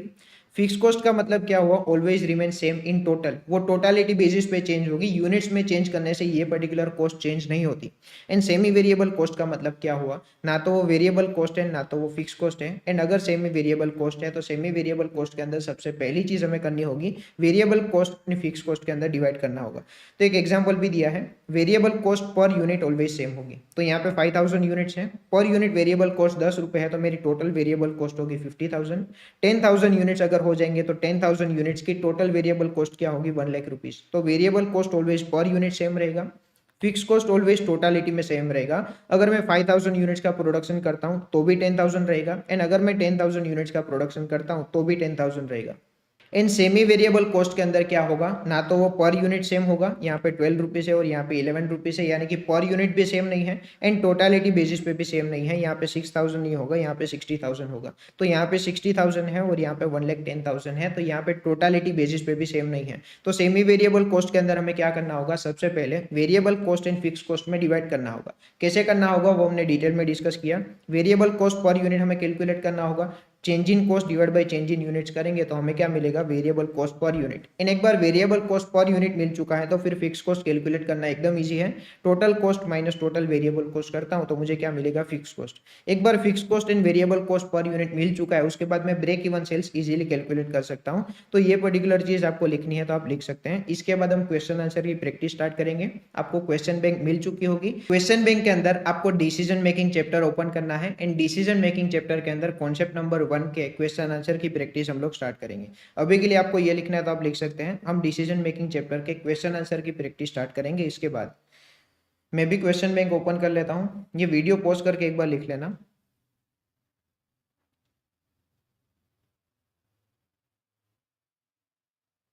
ठीक है, मैं भी क्वेश्चन बैंक एक बार ओपन कर लेता हूँ। देखो, मेरी question bank black and white होती है। मैं जो भी प्रिंटर है उसको black and white question bank provide करता हूँ, फिर मैं उसको जो भी कलर की इंक बोलूंगा अपने प्रिंटिंग मशीन के अंदर वो पर्टिकुलर कलर की इंक वो डालता है, एंड क्वेश्चन बैंक वही कलर की प्रिंट होकर आती है। पर मैं उसको जो भी क्वेश्चन बैंक प्रोवाइड करता हूँ वो ब्लैक एंड व्हाइट फॉर्मेट में प्रोवाइड करता हूँ, तो मेरी क्वेश्चन बैंक जो भी होगी वो ब्लैक एंड व्हाइट फॉर्मेट में होगी। सबसे पहला question M K limited, Monish Kanaba limited, Z category question है, एकदम इजी टू अंडरस्टैंड। इसके अंदर कुछ भी नहीं है, हमने अभी तक जितना डिस्कशन किया वही है, एक बार देख लेते हैं। MK Limited manufactures and sells a single product X, whose selling price is 40 rupees per unit. Selling price 40 rupees per unit है and variable cost is 16 rupees per unit, यानी कि मेरा कॉन्ट्रीब्यूशन क्या होगा 40 रुपीज़ माइनस 16 रुपीज़, यानी कि मेरा contribution होगा 24 rupees. If the fix cost of the year are 4,80,000, तो मैं break even point easily calculate कर सकता हूँ। ब्रेक इवन पॉइंट का फॉर्मूला क्या है, fix cost divide by contribution per unit. तो ब्रेक इवन पॉइंट भी मैंने कैलकुलेट किया, 4,80,000 डिवाइड बाय 24 रुपीज़, यानी कि मेरा ब्रेक इवन पॉइंट क्या बनेगा 20,000 rupees, 20,000 units. And the annual sales are 60% margin of safety. मेरा एनुअल सेल्स के अंदर 60% सेल्स ऐसा है जो मार्जिन ऑफ सेफ्टी है। इसका इनडायरेक्ट मतलब क्या हुआ, मेरे एनुअल सेल्स का 40% सेल्स ऐसा है जो मेरा ब्रेक इवन पॉइंट है। इसका मतलब ये 20,000 जो भी है वो 40% है, तो मेरा टोटल सेल्स कितना होगा 20,000 डिवाइड बाई 40%, यानी कि मेरा टोटल सेल्स कितना होगा 50,000 यूनिट्स। 50,000 यूनिट्स का मेरा जो भी सेल्स है उसमें से 20,000 यूनिट्स का जो भी सेल्स होगा वो मेरा ब्रेक इवन पॉइंट होगा, यानी कि 40% सेल्स मेरा ब्रेक इवन सेल्स होगा एंड बाकी के 30,000 यूनिट्स का जो भी सेल्स है यानी कि 60% का जो भी सेल्स है वो मार्जिन ऑफ सेफ्टी होगा। क्वेश्चन के अंदर मुझे क्या दिया था, annual sales are at 60% margin of safety. इसका मतलब ये हुआ मेरा जितना भी एनुअल सेल्स है उसका 60% सेल्स मार्जिन ऑफ सेफ्टी है। Calculate the rate of net return on sales. Sales के ऊपर मुझे कितना रिटर्न मिला, assuming income tax level at 40%। Income tax rate मेरा 40% है, एकदम सिंपल कैलकुलेशन। मेरा सेल्स कितना होगा, टोटल मैंने 50,000 यूनिट्स का सेल्स किया है, 50,000 यूनिट्स इंटू 40 रुपीज़, ये मेरा होगा सेल्स। उसमें से मैं वेरिएबल कॉस्ट डिडक्ट करूंगा। 50,000 यूनिट्स के ऊपर 16 रुपीज़ के हिसाब से मेरी वेरिएबल कॉस्ट लगेगी, यानी कि 50,000 यूनिट्स के ऊपर 24 रुपीज़ के हिसाब से मुझे कॉन्ट्रीब्यूशन मिलेगा। मेरा टोटल कॉन्ट्रीब्यूशन होगा 12 लाख रुपीज़। उसमें से 4,80,000 की मैं फिक्स कॉस्ट डिडक्ट कर दूंगा, तो मुझे क्या मिलेगा प्रॉफिट बिफोर टैक्स, और यही प्रॉफिट बिफोर टैक्स में से मैं 40% टैक्स रेट डिडक्ट कर देता हूं, मुझे क्या मिलेगा प्रॉफिट आफ्टर टैक्स। तो मेरा प्रॉफिट आफ्टर टैक्स क्या हुआ 4,32,000। तो मुझे नेट रिटर्न कितना मिला, 20 लाख का सेल्स किया, 20 लाख का सेल्स किया, उसमें से 4,32,000 रुपीज़ का मुझे नेट रिटर्न मिला।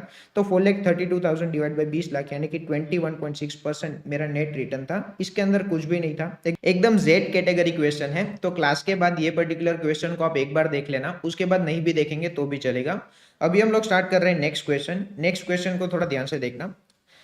Government food products is a new entrant in the market for chocolates, ठीक है। It has introduce a new product Sweety. Sweety नाम का कोई नया प्रोडक्ट लॉन्च किया है।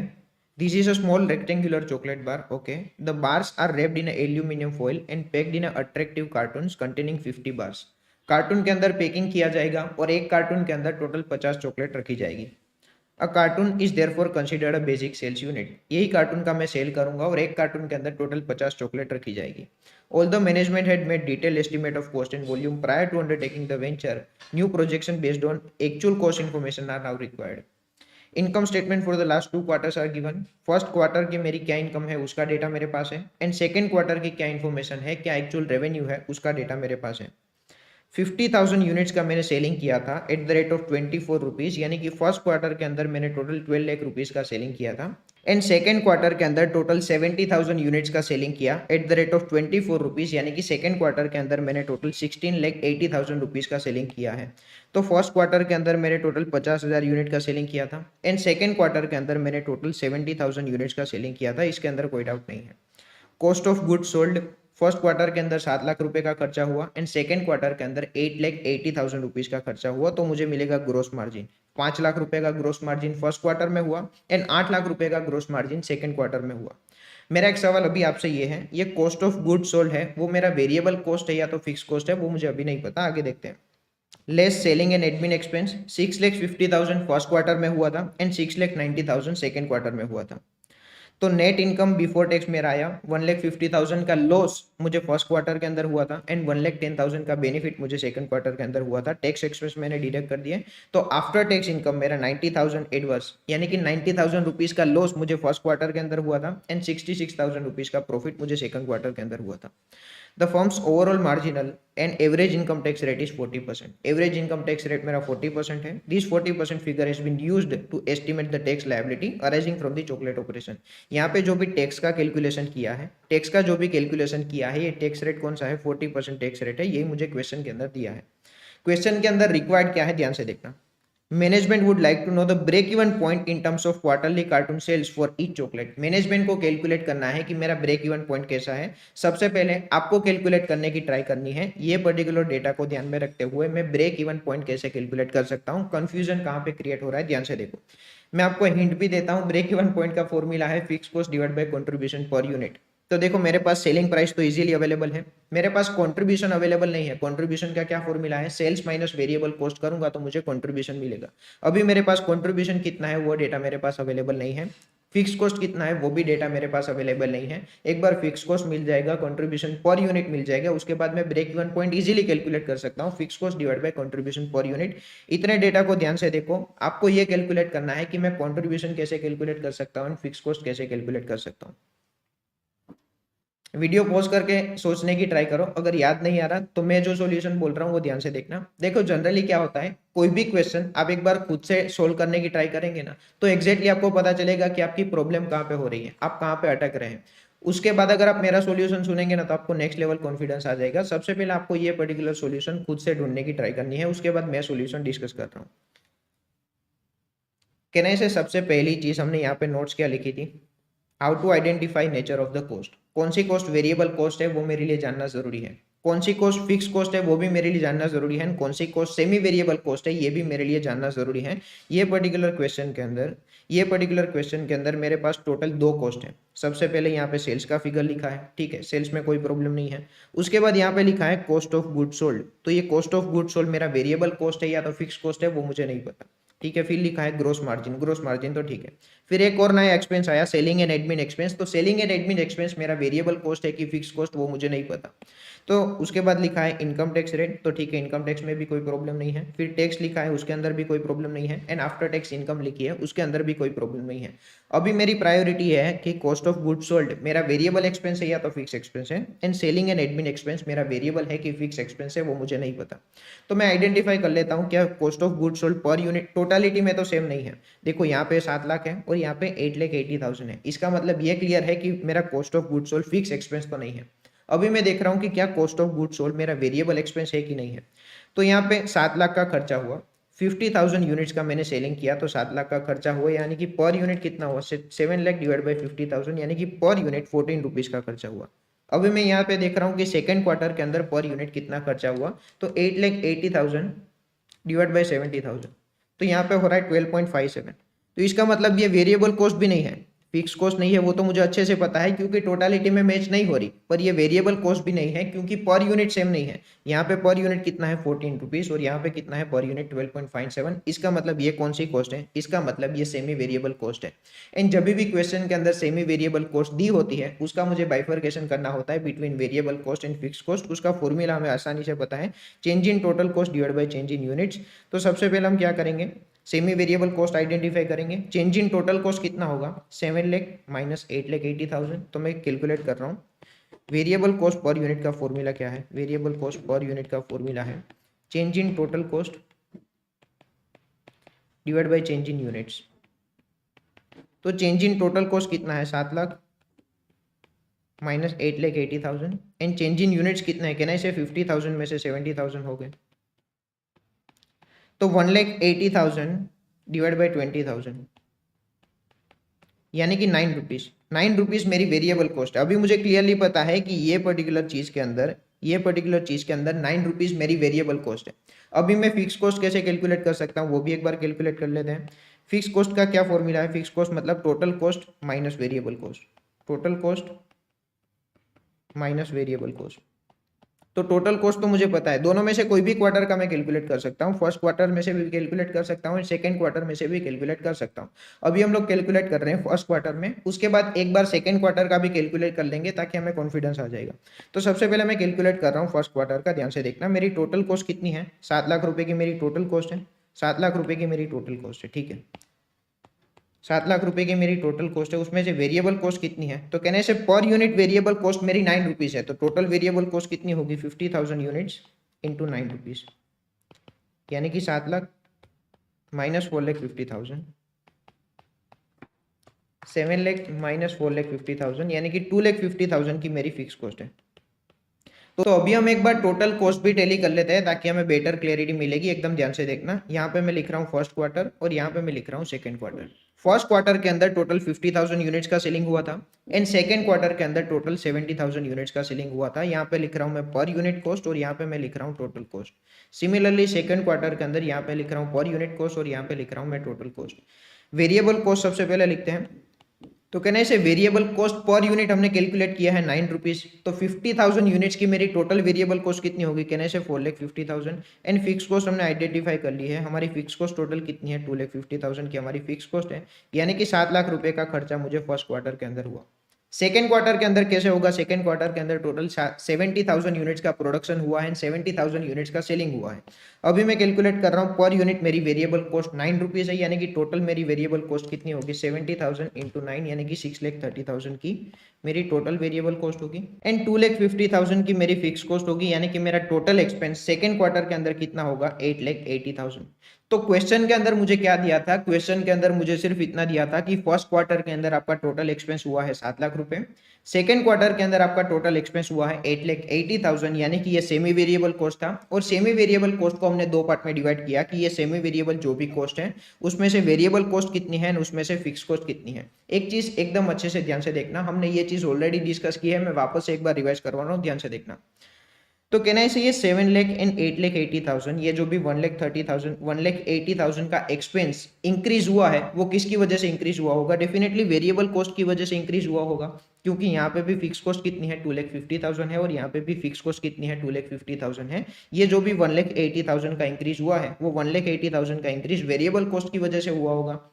एंड वेरिएबल कॉस्ट में किसकी वजह से इंक्रीज हुआ होगा, ये यूनिट्स की वजह से वेरिएबल कॉस्ट में इंक्रीज हुआ होगा। यही पर्टिकुलर लॉजिक को ध्यान में रखते हुए ये फॉर्मूला डिराइव हुआ है। फॉर्मूला क्या है, change in total cost divide by change in units. ये अगर मैं चीज करता हूं तो मुझे क्या मिलेगा, variable cost per unit.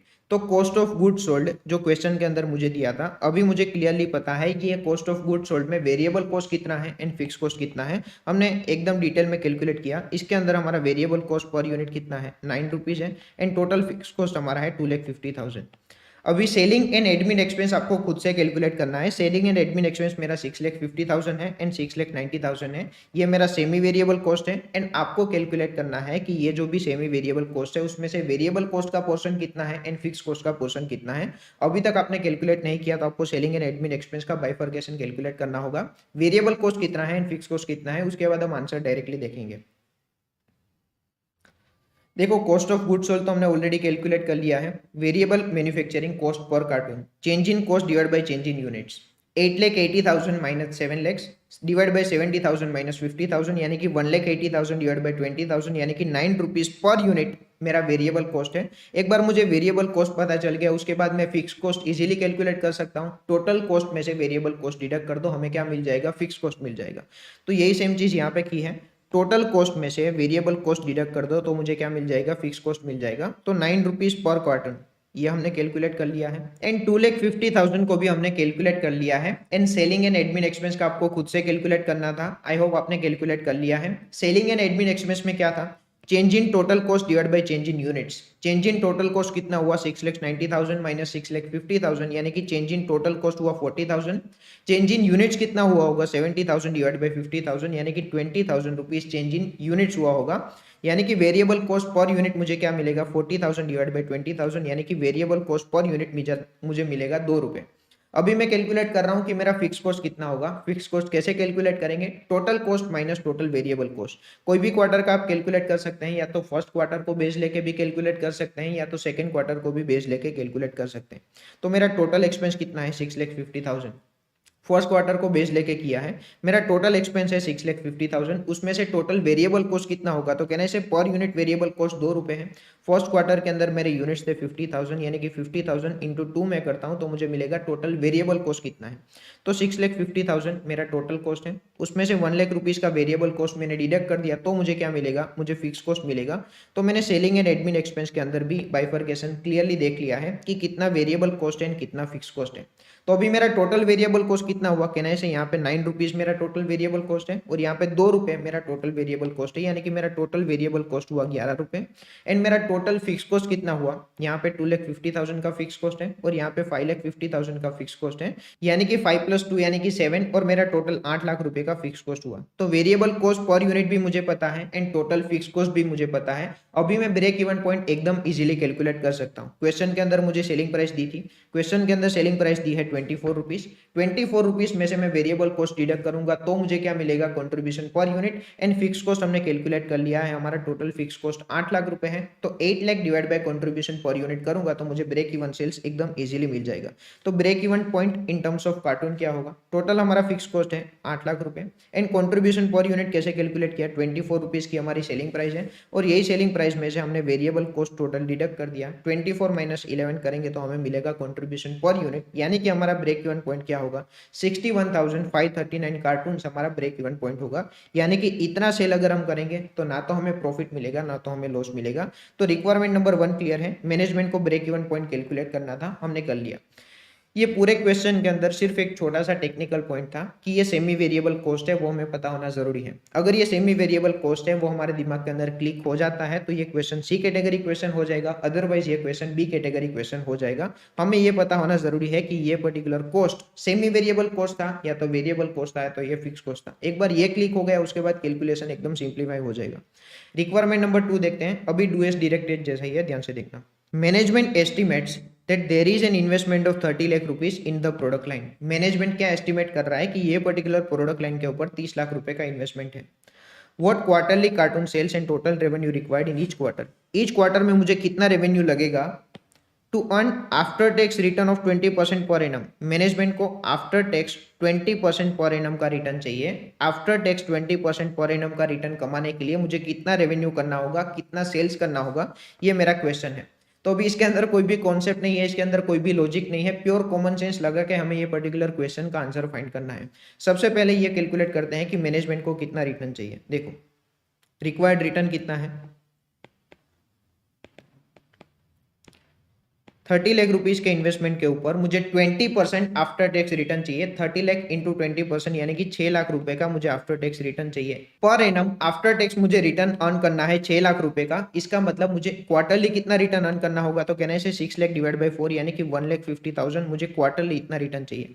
After tax quarterly मुझे रिटर्न चाहिए 1,50,000 का। इसका मतलब बिफोर टैक्स मुझे कितना रिटर्न चाहिए, तो मेरा टैक्स रेट 40% है। आफ्टर टैक्स मुझे 1,50,000 कमाना है तो मुझे बिफोर टैक्स कितने कमाने होंगे, तो कहने से 1,50,000 डिवाइड बाय 60% यानी कि बिफोर टैक्स मुझे 2,50,000 कमाने होंगे। जैसे ही मैं बिफोर टैक्स 2,50,000 कमाऊंगा, इसमें से 40% मैं टैक्स पे कर दूंगा एंड बाकी का 60% रहेगा 1,50,000, यानी कि आफ्टर टैक्स मुझे 1,50,000 कमाना है। अच्छा, तो ये प्रॉफिट मुझे कमाना है 2,50,000 का। प्रॉफिट के अंदर मैं फिक्स कॉस्ट ऐड करूंगा तो मुझे क्या मिलेगा, मुझे इतना कंट्रीब्यूशन कमाना है एंड कंट्रीब्यूशन मुझे पर यूनिट पता है तो मैं इजीली कैलकुलेट कर सकता हूं कि मुझे टोटल रेवेन्यू कितना कमाना होगा। एक बार आंसर के अंदर देख लेते हैं। देखो, to earn after tax return of 20% on 30 lakh rupees, the desired annual after tax net income is 6 lakh रुपए। एनुअल इनकम कितनी लगेगी मुझे, 6 लाख रुपए की। आफ्टर टैक्स एनुअल इनकम मुझे लगेगी 6 लाख रुपए की। The quarterly after tax net income will B 1,50,000। Quarterly return मुझे कितनी लगेगी, 1,50,000। एनुअल इनकम मुझे कितनी लगेगी, 6 लाख रुपए की। Given the tax rate is 40%, pre tax return will be 2,50,000। 1,50,000 divide by 60% किया तो प्री टैक्स मुझे 2,50,000 का रिटर्न चाहिए। तो क्वार्टरली सेल्स मुझे कितना करना होगा, मुझे ये अच्छे से पता है कि क्वार्टरली मुझे 2,50,000 का रिटर्न कमाना है। अभी मैं कैलकुलेट कर रहा हूं कि मुझे क्वार्टरली सेल्स कितना करना होगा, तो फिक्स कॉस्ट मुझे पता है। डिजायर्ड रिटर्न मैंने कैलकुलेट कर लिया है कि डिजायर्ड रिटर्न मेरा 2,50,000 है, तो फिक्स कॉस्ट मेरा 8 लाख रुपए है। यहाँ पे प्लस की साइन आएगी, तो 8 लाख रुपए का मेरा फिक्स कॉस्ट है।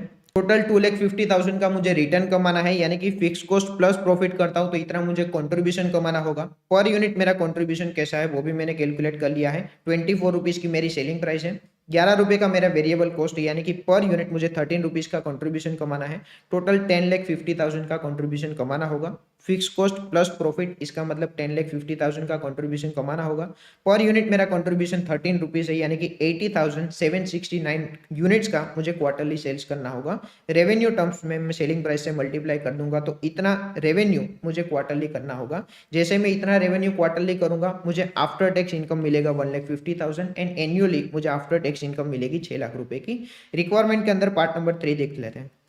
The firm's marketing people predict that if the selling price is reduced by 1.50, हमारी प्रेजेंट सेलिंग प्राइस कितनी है 24 रुपीज। अगर मैं सेलिंग प्राइस को 1.50 से कम कर देता हूं पर cartoon and a 1,50,000 advertising campaign among the school children is mounted, sales will be increased by 20% over the second quarter sales। Second quarter में हमारा सेल्स कितना हुआ 70,000 यूनिट्स का। अगर मैं एडवर्टीजमेंट के ऊपर 1,50,000 का खर्चा करता हूं एंड सेलिंग प्राइस को 1.50 से कम करता हूं तो मेरा सेल्स 20% से इंक्रीज हो जाएगा। तो क्या मुझे ये प्लान इंप्लीमेंट करना चाहिए? तो क्वेश्चन के अंदर टोटल 3 चीज लिखी है। कौन कौन सी 3 चीज लिखी है? सबसे पहले मुझे मेरा एडवर्टीजमेंट 1,50,000 से इंक्रीज करना होगा। पॉइंट नंबर 2, मुझे मेरी सेलिंग प्राइस को 1.50 से कम करना होगा। अगर ये दोनों चीज करता हूं तो मेरा सेल्स 20% से इंक्रीज हो जाएगा सेकंड क्वार्टर की कंपेयर में। सेकंड क्वार्टर में मेरा सेल्स था 70,000 यूनिट्स। तो मैं कैलकुलेट कर रहा हूं कि ये पर्टिकुलर चीज इंप्लीमेंट करने से मेरा प्रॉफिट कितना हो जाएगा। अगर सेकंड क्वार्टर की कंपेयर में मेरा प्रॉफिट इंक्रीज हो रहा है, इसका मतलब ये पर्टिकुलर प्लान को मुझे इंप्लीमेंट करना चाहिए, अदरवाइज ये पर्टिकुलर प्लान को इंप्लीमेंट नहीं करना चाहिए। एकदम कॉमन सेंस का क्वेश्चन है, इसके अंदर कोई भी कॉन्सेप्चुअल अंडरस्टैंडिंग नहीं चाहिए।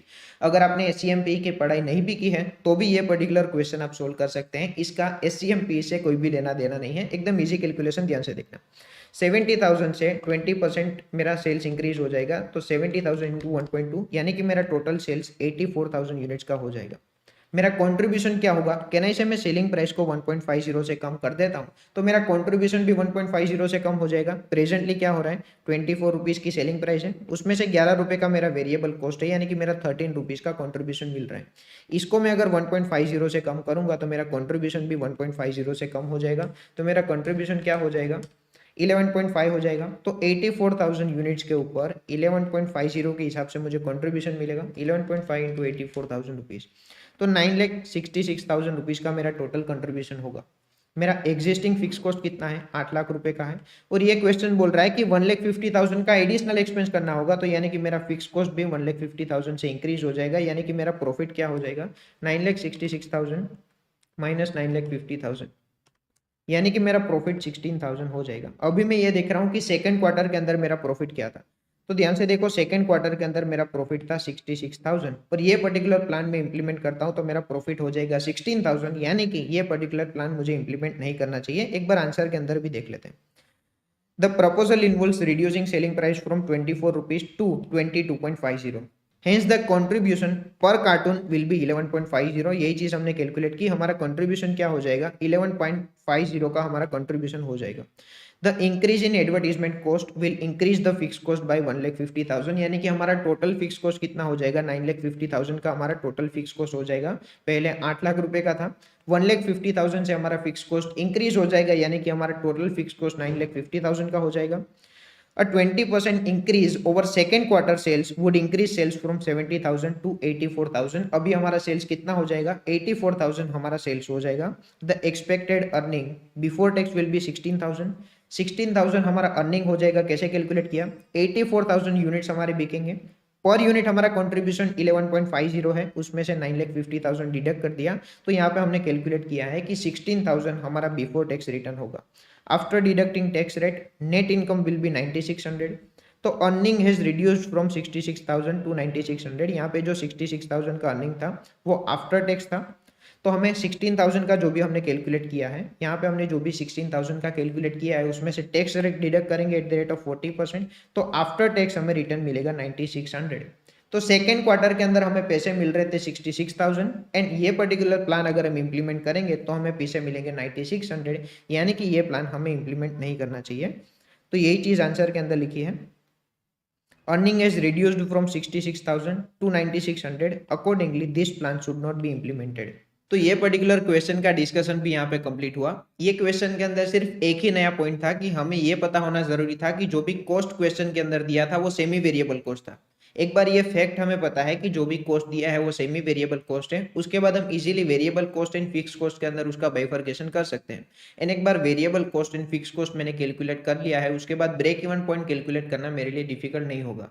And requirement number 2 and requirement number 3 के अंदर तो डूएस डायरेक्टेड जैसा ही था, हमें हमारी कॉमन सेंस अप्लाई करके वो पर्टिकुलर कैलकुलेशन करना था। और पूरे एससीएमपी में काफी सारी जगह पे ये पर्टिकुलर पॉइंट आएगा कि हमें ये पर्टिकुलर प्लान या तो ये पर्टिकुलर डिसीजन इंप्लीमेंट करना चाहिए या तो इंप्लीमेंट नहीं करना चाहिए। हमें सिर्फ कॉमन सेंस क्या लगानी है कि भाई आप एक बात बताओ कि प्रेजेंटली हमारा प्रॉफिट कितना हो रहा है, और अगर हमने डिसीजन इंप्लीमेंट किया है तो हमारा प्रॉफिट कितना हो जाएगा। अगर डिसीजन इंप्लीमेंट करने की वजह से हमारा प्रॉफिट इंक्रीज हो रहा है, इसका मतलब वो पर्टिकुलर डिसीजन हमें इंप्लीमेंट करना चाहिए। वही चीज रिक्वायरमेंट नंबर 3 के अंदर थी। प्रेजेंटली हमारा प्रॉफिट था 66,000 एंड डिसीजन अगर इंप्लीमेंट करेंगे तो हमारा प्रॉफिट हो जाएगा 9600, इसका मतलब हमें डिसीजन इंप्लीमेंट नहीं करना चाहिए। पूरे सीएमपी में काफी सारी जगह पे आएगा कि डिसीजन हमें इंप्लीमेंट करना चाहिए या तो नहीं करना चाहिए। तो उसके लिए कोई कॉन्सेप्ट नया सीखने की जरूरत नहीं है, सिर्फ कॉमन सेंस अप्लाई करना है कि प्रेजेंटली प्रॉफिट कितना है, डिसीजन लेंगे तो प्रॉफिट कितना होगा। अगर हमारा प्रॉफिट इंक्रीज होता है इसका मतलब हम डिसीजन इंप्लीमेंट करेंगे, अदरवाइज डिसीजन इंप्लीमेंट नहीं करेंगे। तो अभी हम नेक्स्ट कॉन्सेप्ट स्टार्ट करेंगे। नेक्स्ट कॉन्सेप्ट एक छोटा सा कॉन्सेप्ट है, उसके बाद ये पर्टिकुलर लेक्चर को एंड करेंगे। कौन सा कॉन्सेप्ट है ध्यान से देखना, difference between marginal cost and absorption costing. Marginal costing and absorption costing के अंदर क्या डिफरेंस है। तो ये पर्टिकुलर कॉन्सेप्ट ऐसा है जो एससीएमपी की पढ़ाई करने के लिए जरूरी नहीं है। ओल्ड सिलेबस में जो कॉस्टिंग आया करता था उसके लिए ये पर्टिकुलर कॉन्सेप्ट काफी ज्यादा इंपॉर्टेंट था, पर एससीएमपी के अंदर ये पर्टिकुलर कॉन्सेप्ट इंपॉर्टेंट नहीं है। पर क्योंकि हम कॉस्टिंग की पढ़ाई कर रहे हैं, ये पर्टिकुलर कॉन्सेप्ट की एक बार अंडरस्टैंडिंग ले लेते हैं। वापस बोल रहा हूँ, ये पर्टिकुलर कॉन्सेप्ट सीए फाइनल एससीएमपी के लिए रिलेवेंट नहीं है। ध्यान से देखना, marginal costing and absorption costing के अंदर क्या डिफरेंस है। तो हमने अभी तक जितना भी डिस्कशन किया ना, लेक्चर जब से स्टार्ट हुआ वहां से लेके अभी तक पिछले 1.5 घंटे में हमने जितना भी डिस्कशन किया ना, वो हमने डिस्कस किया मार्जिनल कॉस्टिंग। मार्जिनल कॉस्टिंग हमें क्या बोल रहा है कि fix cost is considered as period cost, यानी कि fix cost per unit is never calculated. मैं कभी भी ये कैलकुलेट नहीं करूंगा कि मेरा पर यूनिट फिक्स कॉस्ट कितना है। लेक्चर का डिस्कशन हमने कहाँ से स्टार्ट किया था, सबसे पहले हमने ये देखा था कि मेरे फ्रेंड को एक प्रोडक्ट का बिजनेस करना है, 120 रुपीज उसकी सेलिंग प्राइस है, 70 रुपीज उसकी वेरिएबल कॉस्ट होगी, यानी कि 50 रुपीज उसको कंट्रीब्यूशन मिलेगा, एंड 2,000 रुपये का उसको फिक्स कॉस्ट इनकर करना होगा। तो कभी भी मार्जिनल कॉस्टिंग के अंदर मैं ये कैलकुलेट नहीं करूंगा कि पर यूनिट मेरा फिक्स कॉस्ट कितना है। देखो मेरे फ्रेंड के पॉइंट ऑफ व्यू से सोचो, मेरे फ्रेंड को टोटल खर्चा कितना होगा। वो जितने भी यूनिट्स का परचेस करेगा पर यूनिट 70 रुपीज़ के हिसाब से खर्चा होगा, एंड एडिशनली ये 2,000 रुपये का रेंट भी उसको पेमेंट करना है। तो मेरे फ्रेंड को दो एक्सपेंस होंगे, ये तो एक वेरिएबल एक्सपेंस होगा एंड ये तो एक फिक्स एक्सपेंस होगा। पर मार्जिनल कॉस्टिंग ये बोल रहा है कि फिक्स कॉस्ट को कभी भी आपको पर यूनिट कैलकुलेट नहीं करना। मार्जिनल कॉस्टिंग बोल रहा है कि ये प्रोडक्ट का कॉस्ट नहीं है, ये पीरियड का कॉस्ट है। पीरियड का कॉस्ट मतलब ये 1 महीने का कॉस्ट है। अगर 1 महीने से 2 महीना होगा तो आपका रेंट भी 2,000 से 4,000 होगा। यानी कि ये जो भी फिक्स कॉस्ट है वो ऑलवेज पीरियड कॉस्ट होता है, वो कभी भी प्रोडक्ट की कॉस्ट नहीं होती। यानी कि आपको कभी भी per unit fix cost calculate नहीं करना होता। ये हमें कौन बोल रहा है, ये हमें मार्जिनल कॉस्टिंग बोल रहे हैं। और एब्जॉर्प्शन कॉस्टिंग के अंदर क्या होगा, एब्जॉर्प्शन कॉस्टिंग के अंदर पर यूनिट में फिक्स कॉस्ट कैलकुलेट करूंगा। Fix cost is considered as product cost and fix cost per unit is always calculated. तो एब्जॉर्प्शन कॉस्टिंग के अंदर मैं per unit fix cost calculate करूंगा। एक छोटा सा एग्जांपल इसका भी दे देता हूं। फॉर एग्जांपल ये हमारी बुक है, यही जो हमारा स्टडी मटेरियल है उसकी मुझे सेलिंग प्राइस डिसाइड करनी है। तो देखो मैं सेलिंग प्राइस डिसाइड करने की एक्टिविटी परफॉर्म कर रहा हूँ कि जो हम स्टडी मटेरियल में से अभी पढ़ रहे हैं वो स्टडी मटेरियल की आइडियली क्या सेलिंग प्राइस होनी चाहिए। तो मैंने देखा कि यार मैं ये स्टडी मटेरियल प्रिंट करवाऊंगा तो प्रिंट करने का खर्चा कितना होगा। तो मुझे लग रहा है कि 150 रुपीज़ पर यूनिट मेरा प्रिंटिंग एक्सपेंस होगा। फिर मैंने सोचा कि यार ये स्टडी मटेरियल मुझे स्टूडेंट को डिलीवर भी करना होगा, तो डिलीवरी करने का खर्चा कितना होगा। तो मैंने सोचा कि यार डिलीवरी करने का खर्चा 60 रुपीज़ का होगा, 60 रुपीज़ का डिलीवरी करने का खर्चा होगा। ओके ठीक है। फिर मैंने सोचा कि यार स्टूडेंट को मैं ऐसे ही स्टडी मटेरियल तो डिलीवर नहीं करूंगा, मुझे कोई पैकिंग मटेरियल का भी यूज़ करना होगा। अभी के लिए एग्जाम्पल ले लेते हैं, वो पैकिंग मटेरियल की प्राइस कितनी है, 5 रुपये। तो फॉर एग्जाम्पल मुझे टोटल खर्चा हो रहा है 215। तो कहना है ये 215 रुपीज़ का खर्चा मेरे लिए वेरिएबल कॉस्ट है। प्रिंटिंग का एक्सपेंस मेरे लिए वेरिएबल कॉस्ट है, यानी कि अगर मैं यूनिट्स के अंदर चेंज करूंगा तो मेरा प्रिंटिंग एक्सपेंस भी चेंज हो जाएगा। डिलीवरी का एक्सपेंस भी मेरे लिए वेरिएबल कॉस्ट है, मैं नंबर ऑफ डिलीवरीज ज्यादा करूंगा तो मेरा डिलीवरी कॉस्ट ज्यादा हो जाएगा, यानी कि डिलीवरी का एक्सपेंस भी मेरे लिए वेरिएबल कॉस्ट है। एंड पैकिंग मटेरियल का एक्सपेंस, जितनी भी बुक में डिस्पैच करूंगा उसके अंदर मुझे पैकिंग मटेरियल भी लगेगा, तो पैकिंग मटेरियल एक्सपेंस भी मेरे लिए वेरिएबल कॉस्ट है। तो 215 का खर्चा क्या हुआ, ये मेरे लिए वेरिएबल कॉस्ट है। फिर मैंने देखा कि यार स्टूडेंट को मुझे बुक डिलीवर करनी होगी, इसके लिए मुझे कोई एक एम्प्लॉय भी अपॉइंट करना होगा। अभी के लिए एग्जांपल ले लेते हैं कि वो एम्प्लॉय की सैलरी होगी 15,000 रुपीज़ पर मंथ। तो अभी मेरा डाउट ये है, ये 15,000 रुपीज़ पर मंथ को ये बुक के ऊपर मैं चार्ज कैसे करूँ? 15,000 पर मंथ को मैं बुक के ऊपर चार्ज कैसे करूँ? डिलीवरी कॉस्ट को तो मैं इजीली चार्ज कर सकता हूँ, प्रिंटिंग कॉस्ट को तो मैं इजीली चार्ज कर सकता हूँ, पैकिंग मटेरियल को तो मैं इजीली चार्ज कर सकता हूँ, वो मुझे प्रोडक्ट वाइज इजीली आइडेंटिफाइबल है। पर ये 15,000 रुपीज़ का एक्सपेंस मैं बुक के ऊपर चार्ज कैसे करूंगा? और ये प्रॉब्लम जो मैंने प्रैक्टिकली आज की तारीख पे फेस की है, यही प्रॉब्लम किसी और को पहले आ चुकी होगी और उसने इन्वेंट किया एब्जॉर्प्शन कॉस्टिंग। एब्जॉर्प्शन कॉस्टिंग का जिंदगी में एक ही काम है, मेरी फिक्स कॉस्ट को प्रोडक्ट के ऊपर चार्ज करना है। कहना ऐसे ये मेरी फिक्स कॉस्ट है, बुक के ऑर्डर्स मुझे कितने भी आ रहे हैं ये पर्टिकुलर एक्सपेंस मुझे इनकर करना ही होगा। अगर एक भी बुक का ऑर्डर नहीं आएगा तो भी मुझे ये 15,000 की सैलरी पे करनी है, और 5,000 बुक के ऑर्डर भी आ गए तो भी मुझे ये सैलरी पे करनी है। तो कहना ऐसे ये पर्टिकुलर एक्सपेंस मेरा फिक्स एक्सपेंस है, और एब्जॉर्प्शन कॉस्टिंग का जिंदगी में एक ही काम है, फिक्स कॉस्ट को प्रोडक्ट के ऊपर चार्ज करना है। यही पर्टिकुलर प्रोडक्ट को मुझे बुक के ऊपर चार्ज करने का काम मुझे अगर करना है तो वो मुझे कौन करके देगा? एब्जॉर्प्शन कॉस्टिंग करके देगा। यही चीज हम एब्जॉर्प्शन कॉस्टिंग के अंदर करेंगे। Fix cost is considered as product cost, fix cost per unit is calculated. अच्छा, फिक्स कॉस्ट को मैं प्रोडक्ट के ऊपर चार्ज कैसे करूंगा? सर हमने इंटरमीडिएट लेवल पे देखा था कि फिक्स कॉस्ट पर यूनिट अगर आपको कैलकुलेट करना है तो आप कैसे करेंगे? बजटेड फिक्स्ड ओवरहेड्स आपका कितना है डिवाइड बाय बजटेड आउटपुट कितना है, वो कर लो तो आपको इजीली पता चल जाएगा कि आपका पर यूनिट फिक्स कॉस्ट कितना होगा। अच्छा, बजटेड आउटपुट देखने के अंदर हम क्या कंसीडर करेंगे? नॉर्मल कैपेसिटी कंसीडर करेंगे। हमने टोटल 4 टाइप की कैपेसिटी देखी थी। एक होती है मैक्सिमम कैपेसिटी। मैक्सिमम कैपेसिटी मतलब 365 डेज 24/7 में मेरी कंपनी को चालू रखता हूं, मैं मेरी फैक्ट्री को चालू रखता हूं तो मैं कितने यूनिट्स का प्रोडक्शन कर सकता हूं, उसको मैं कहूंगा मैक्सिमम कैपेसिटी। मैक्सिमम कैपेसिटी कभी भी प्रैक्टिकली पॉसिबल नहीं है। 24/7 में वीडियो लेक्चर्स रिकॉर्ड कर रहा हूं, ये कभी भी पॉसिबल नहीं है। मैक्सिमम कैपेसिटी का मतलब होता है कि विदाउट एनी ब्रेक अगर मैं प्रोडक्शन को कंटिन्यू करता हूं तो मेरी प्रोडक्शन कैपेसिटी कितनी है? मैक्सिमम कैपेसिटी कभी भी प्रैक्टिकली अचीव नहीं हो सकती। प्रैक्टिकल कैपेसिटी का मतलब उसके नाम में ही लिखा है कि मैं प्रैक्टिकली कितना प्रोडक्शन अचीव कर सकता हूँ। यानी कि 365 डेज में पूरा काम नहीं करूंगा, पर 365 डेज में से मैं 300 डेज तो प्रैक्टिकली काम कर सकता हूँ ना। 65 डेज का मैं हॉलीडे ले लूंगा, पर 300 डेज तो मैं प्रैक्टिकली काम कर सकता हूँ ना। वैसे ही मैं 24 आवर्स का लेक्चर रिकॉर्डिंग नहीं कर सकता, पर 24 आवर्स में से मैं 6 घंटे का तो लेक्चर रिकॉर्डिंग कर सकता हूँ, तो उसी को मैं कहूंगा प्रैक्टिकल कैपेसिटी। नॉर्मल कैपेसिटी मतलब प्रैक्टिकल कैपेसिटी में से मैं नॉर्मली कितना काम कर रहा हूँ। अभी आपको लगेगा कि नॉर्मली आप प्रैक्टिकल कैपेसिटी जितना तो काम कर ही रहे होंगे ना, ये जरूरी नहीं है। मान लो प्रैक्टिकल कैपेसिटी मेरी है 10,000 यूनिट्स प्रोड्यूस करने की, प्रैक्टिकली मैं 10,000 यूनिट्स का प्रोडक्शन कर सकता हूँ, पर मार्केट में इतनी यूनिट्स की डिमांड ही नहीं है। मार्केट में नॉर्मल डिमांड है मान लो 6,000 यूनिट्स की, तो मेरी नॉर्मल कैपेसिटी क्या बनेगी? 6,000 यूनिट्स की नॉर्मल कैपेसिटी आपको क्वेश्चन के अंदर दी होगी। अगर क्वेश्चन के अंदर नहीं दी तो normally that we maintain average of last 3 years. Last 3 years का हमारा एक्चुअल कितना है उसकी एवरेज करेंगे तो हमें क्या पता चल जाएगा कि नॉर्मली हमारी प्रोडक्शन कैपेसिटी कितनी है। एक्चुअल कैपेसिटी नॉर्मल कैपेसिटी जितनी हो भी सकती है और नहीं भी हो सकती। एक्चुअल कैपेसिटी प्रैक्टिकल कैपेसिटी जितनी हो भी सकती है और नहीं भी हो सकती। तो हम डिस्कस कर रहे थे कि फिक्स कॉस्ट पर यूनिट हम कैसे करेंगे। तो बजटेड फिक्स्ड ओवरहेड वो आपको पता होगा कि आपका इस पर्टिकुलर ईयर में कितना फिक्स्ड ओवरहेड होने वाला है। तो बजटेड फिक्स्ड ओवरहेड में एस्टिमेट कर रहा हूं कि ये पर्टिकुलर ईयर में मुझे इतना फिक्स्ड ओवरहेड होने वाला है। बजटेड आउटपुट मुझे कैलकुलेट करना होगा। ये बजटेड आउटपुट कौन सा होगा? बेस्ड ऑन नॉर्मल कैपेसिटी होगा। ये 4 टाइप की कैपेसिटी होती है, उसमें से नॉर्मल कैपेसिटी को कंसिडर करके यहाँ पे मैं बजटेड आउटपुट लिखूंगा।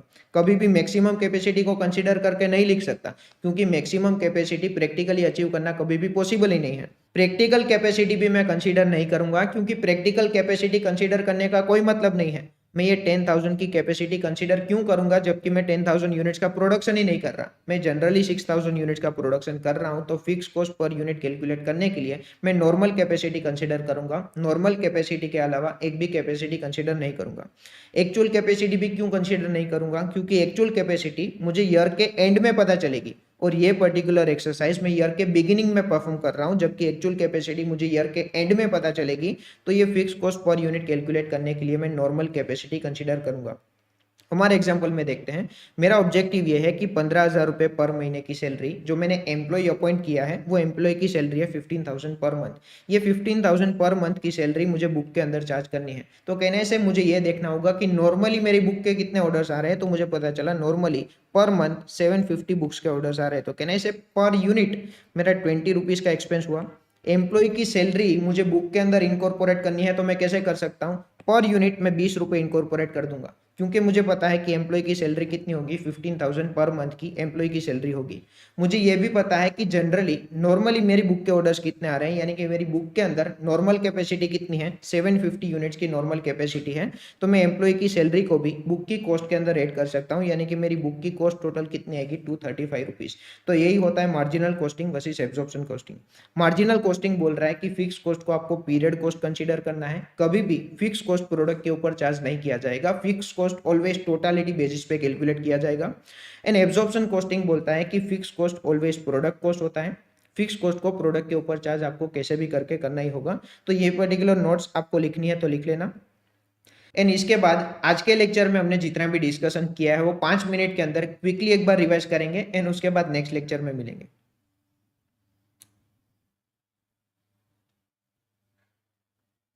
आज के लेक्चर के अंदर अगर आपको एक भी चीज समझ में नहीं आई है तो आपको इमीडिएटली मुझे कॉल या तो मैसेज करना है, आपका डाउट इमीडिएटली रिजोल्व करने की ट्राई करूंगा। 1% भी डाउट आपके दिमाग के अंदर नहीं होना चाहिए, कोई भी चीज लॉजिकली एंड कॉन्सेप्चुअली आपके दिमाग के अंदर समझ में आ जानी चाहिए। कोई एग्जाम्पल से आपको समझ में नहीं आया है तो मुझे बता देना, कोई और एग्जाम्पल लेके आपको समझाने की ट्राई करूंगा। पर जितनी चीज हमने लेक्चर के अंदर डिस्कस की है वो सारी चीज आपके दिमाग के अंदर जाना जरूरी है, 200% आपके दिमाग के अंदर जाना जरूरी है। तो ये एक बार लिख लेना, उसके बाद आज के लेक्चर में हमने जितना भी डिस्कशन किया है वो क्विकली एक बार 5 मिनट के अंदर रिवाइज करेंगे। देखो ध्यान से देखना, सबसे पहले हमने बेसिक टर्म से स्टार्ट किया था, सेल्स माइनस वेरिएबल कॉस्ट तो मैं कहूंगा कंट्रीब्यूशन, कंट्रीब्यूशन में से मैं फिक्स कॉस्ट डिडक्ट करूंगा तो जो भी आंसर आएगा उसको मैं कहूंगा profit. Variable cost divide by sales को कहूंगा variable cost ratio, contribution divide by sales को मैं कहूंगा PV ratio. Variable cost ratio plus PV ratio का आंसर ऑलवेज होगा 100। फिर हमने देखा कि सेल्स, टोटल सेल्स को हम दो पार्ट में डिवाइड कर सकते हैं, एक होता है ब्रेक इवन सेल्स, एक होता है margin of safety. Break even sales का मतलब वो सेल्स जो सेल्स पे हमारा ना तो कोई प्रॉफिट होगा ना तो कोई लॉस होगा। इन अदर वर्ड्स हम इतना ही कंट्रीब्यूशन अर्न करेंगे जितना हमारा फिक्स कॉस्ट इनकर हो रहा है। और एज अ बिजनेसमैन मेरे दिमाग के अंदर ये चीज होनी जरूरी है कि मेरा ब्रेक इवन सेल्स कितना होगा, यानी कि कौन से लेवल पे ना तो मुझे प्रॉफिट होगा ना तो मुझे लॉस होगा, तो ही वो पर्टिकुलर बिजनेस मुझे इनिशिएट करना चाहिए। तो ब्रेक इवन सेल्स मेरे दिमाग में क्लियर होना जरूरी है। एंड ब्रेक इवन सेल्स के ऊपर का जितना भी सेल्स है उसको हम कहेंगे margin of safety. Margin of safety हम क्यों करते हैं, क्योंकि हमें प्रॉफिट अर्न करना है। ब्रेक इवन सेल्स तक तो हमें कोई भी प्रॉफिट नहीं होगा ना तो कोई लॉस होगा, ब्रेक इवन सेल्स से ऊपर का सेल्स हम इसलिए करते हैं क्योंकि हमें प्रॉफिट अर्न करना है। फिर हमने break even sales in units कैसे कैलकुलेट करते हैं वो देखा, total fix cost divide by contribution per unit करूंगा तो मुझे ब्रेक इवन सेल्स मिलेगा। मार्जिन ऑफ सेफ्टी मतलब ब्रेक इवन सेल्स के ऊपर का जितना भी सेल्स हुआ उसको मैं कहूंगा मार्जिन ऑफ सेफ्टी। उसका फॉर्मूला क्या हमने देखा, total profit divide by contribution per unit. फिर हमने देखा कि break even sales value terms में कैसे कैलकुलेट कर सकते हैं, तो break even sales in units को सेलिंग प्राइस पर यूनिट से मल्टीप्लाई कर दो तो आपको वैल्यू टर्म्स में मिल जाएगा। एक और फॉर्मूला भी था जो हमने यही फॉर्मूला में से डिराइव किया था, total fix cost divide by PV ratio कर दो तो आपको break even point value terms में मिल जाएगा।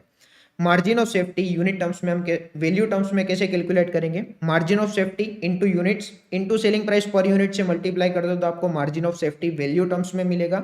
इसका एक और फॉर्मूला भी था जो हमने यही फॉर्मूला में से डिराइव किया था। Margin of safety in value कैसे कैलकुलेट करेंगे, profit divide by PV ratio करेंगे तो हमें margin of safety in value मिल जाएगा।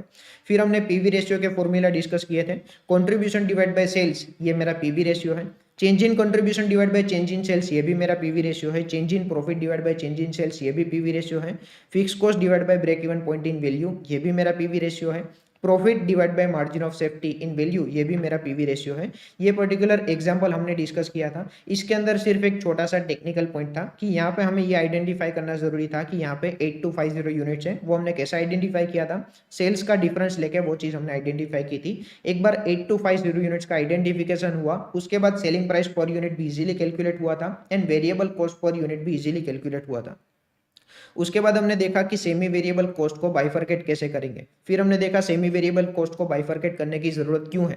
तो अगर मुझे ब्रेक इवन पॉइंट कैलकुलेट करना है तो मेरे पास फिक्स कॉस्ट का डेटा होना जरूरी है, मेरे पास वेरिएबल कॉस्ट का डेटा होना जरूरी है। एंड जब भी क्वेश्चन के अंदर सेमी वेरिएबल कॉस्ट का डेटा दिया है इसका मतलब मेरे पास variable cost and fix cost का डेटा अवेलेबल नहीं है। एंड सेमी वेरिएबल कॉस्ट को मुझे क्या करना होगा, variable cost and fix cost में डिवाइड करना होगा। उसका हमने एक फॉर्मूला डिस्कस किया और उसके पीछे का लॉजिक भी डिस्कस किया। वेरिएबल कॉस्ट पर यूनिट हम कैसे आइडेंटिफाई करेंगे, change in total cost divide by change in units करेंगे तो हमें क्या मिलेगा, वेरिएबल कॉस्ट पर यूनिट। एक बार वेरिएबल कॉस्ट पर यूनिट मिलेगा, इसके बेसिस पर हमें टोटल वेरिएबल कॉस्ट मिलेगा, तो टोटल कॉस्ट में से मैं टोटल वेरिएबल कॉस्ट डिडक्ट कर दूंगा तो मुझे क्या मिलेगा, टोटल फिक्स कॉस्ट मिलेगा। इसकी एक सम की भी प्रैक्टिस हमने की थी। इसके बाद हमने क्या क्या डिस्कस किया, ये हमारी नोट्स थी, आपने नोट्स ये सारी लिख ली होगी। हमने क्या क्या डिस्कस किया था, सबसे पहले ब्रेक इवन पॉइंट के बारे में कुछ नोट्स आपने लिखी होगी, मार्जिन ऑफ सेफ्टी के बारे में कुछ नोट्स आपने लिखी होगी। उसके बाद हमने डिस्कस किया how to identify nature of cost, variable cost है वो हमें पता कैसे चलेगा, फिक्स कॉस्ट है वो पता कैसे चलेगा, सेमी वेरिएबल कॉस्ट है वो कैसे पता चलेगा।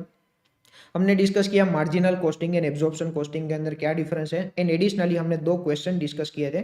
क्वेश्चन नंबर 1 तो एकदम इजी क्वेश्चन था, ये पर्टिकुलर क्वेश्चन एकदम इजी क्वेश्चन था। उसके बाद हमने डिस्कस किया क्वेश्चन नंबर 2। ये क्वेश्चन नंबर 2 के अंदर सिर्फ एक टेक्निकल पॉइंट था कॉस्ट ऑफ गुड सोल्ड का।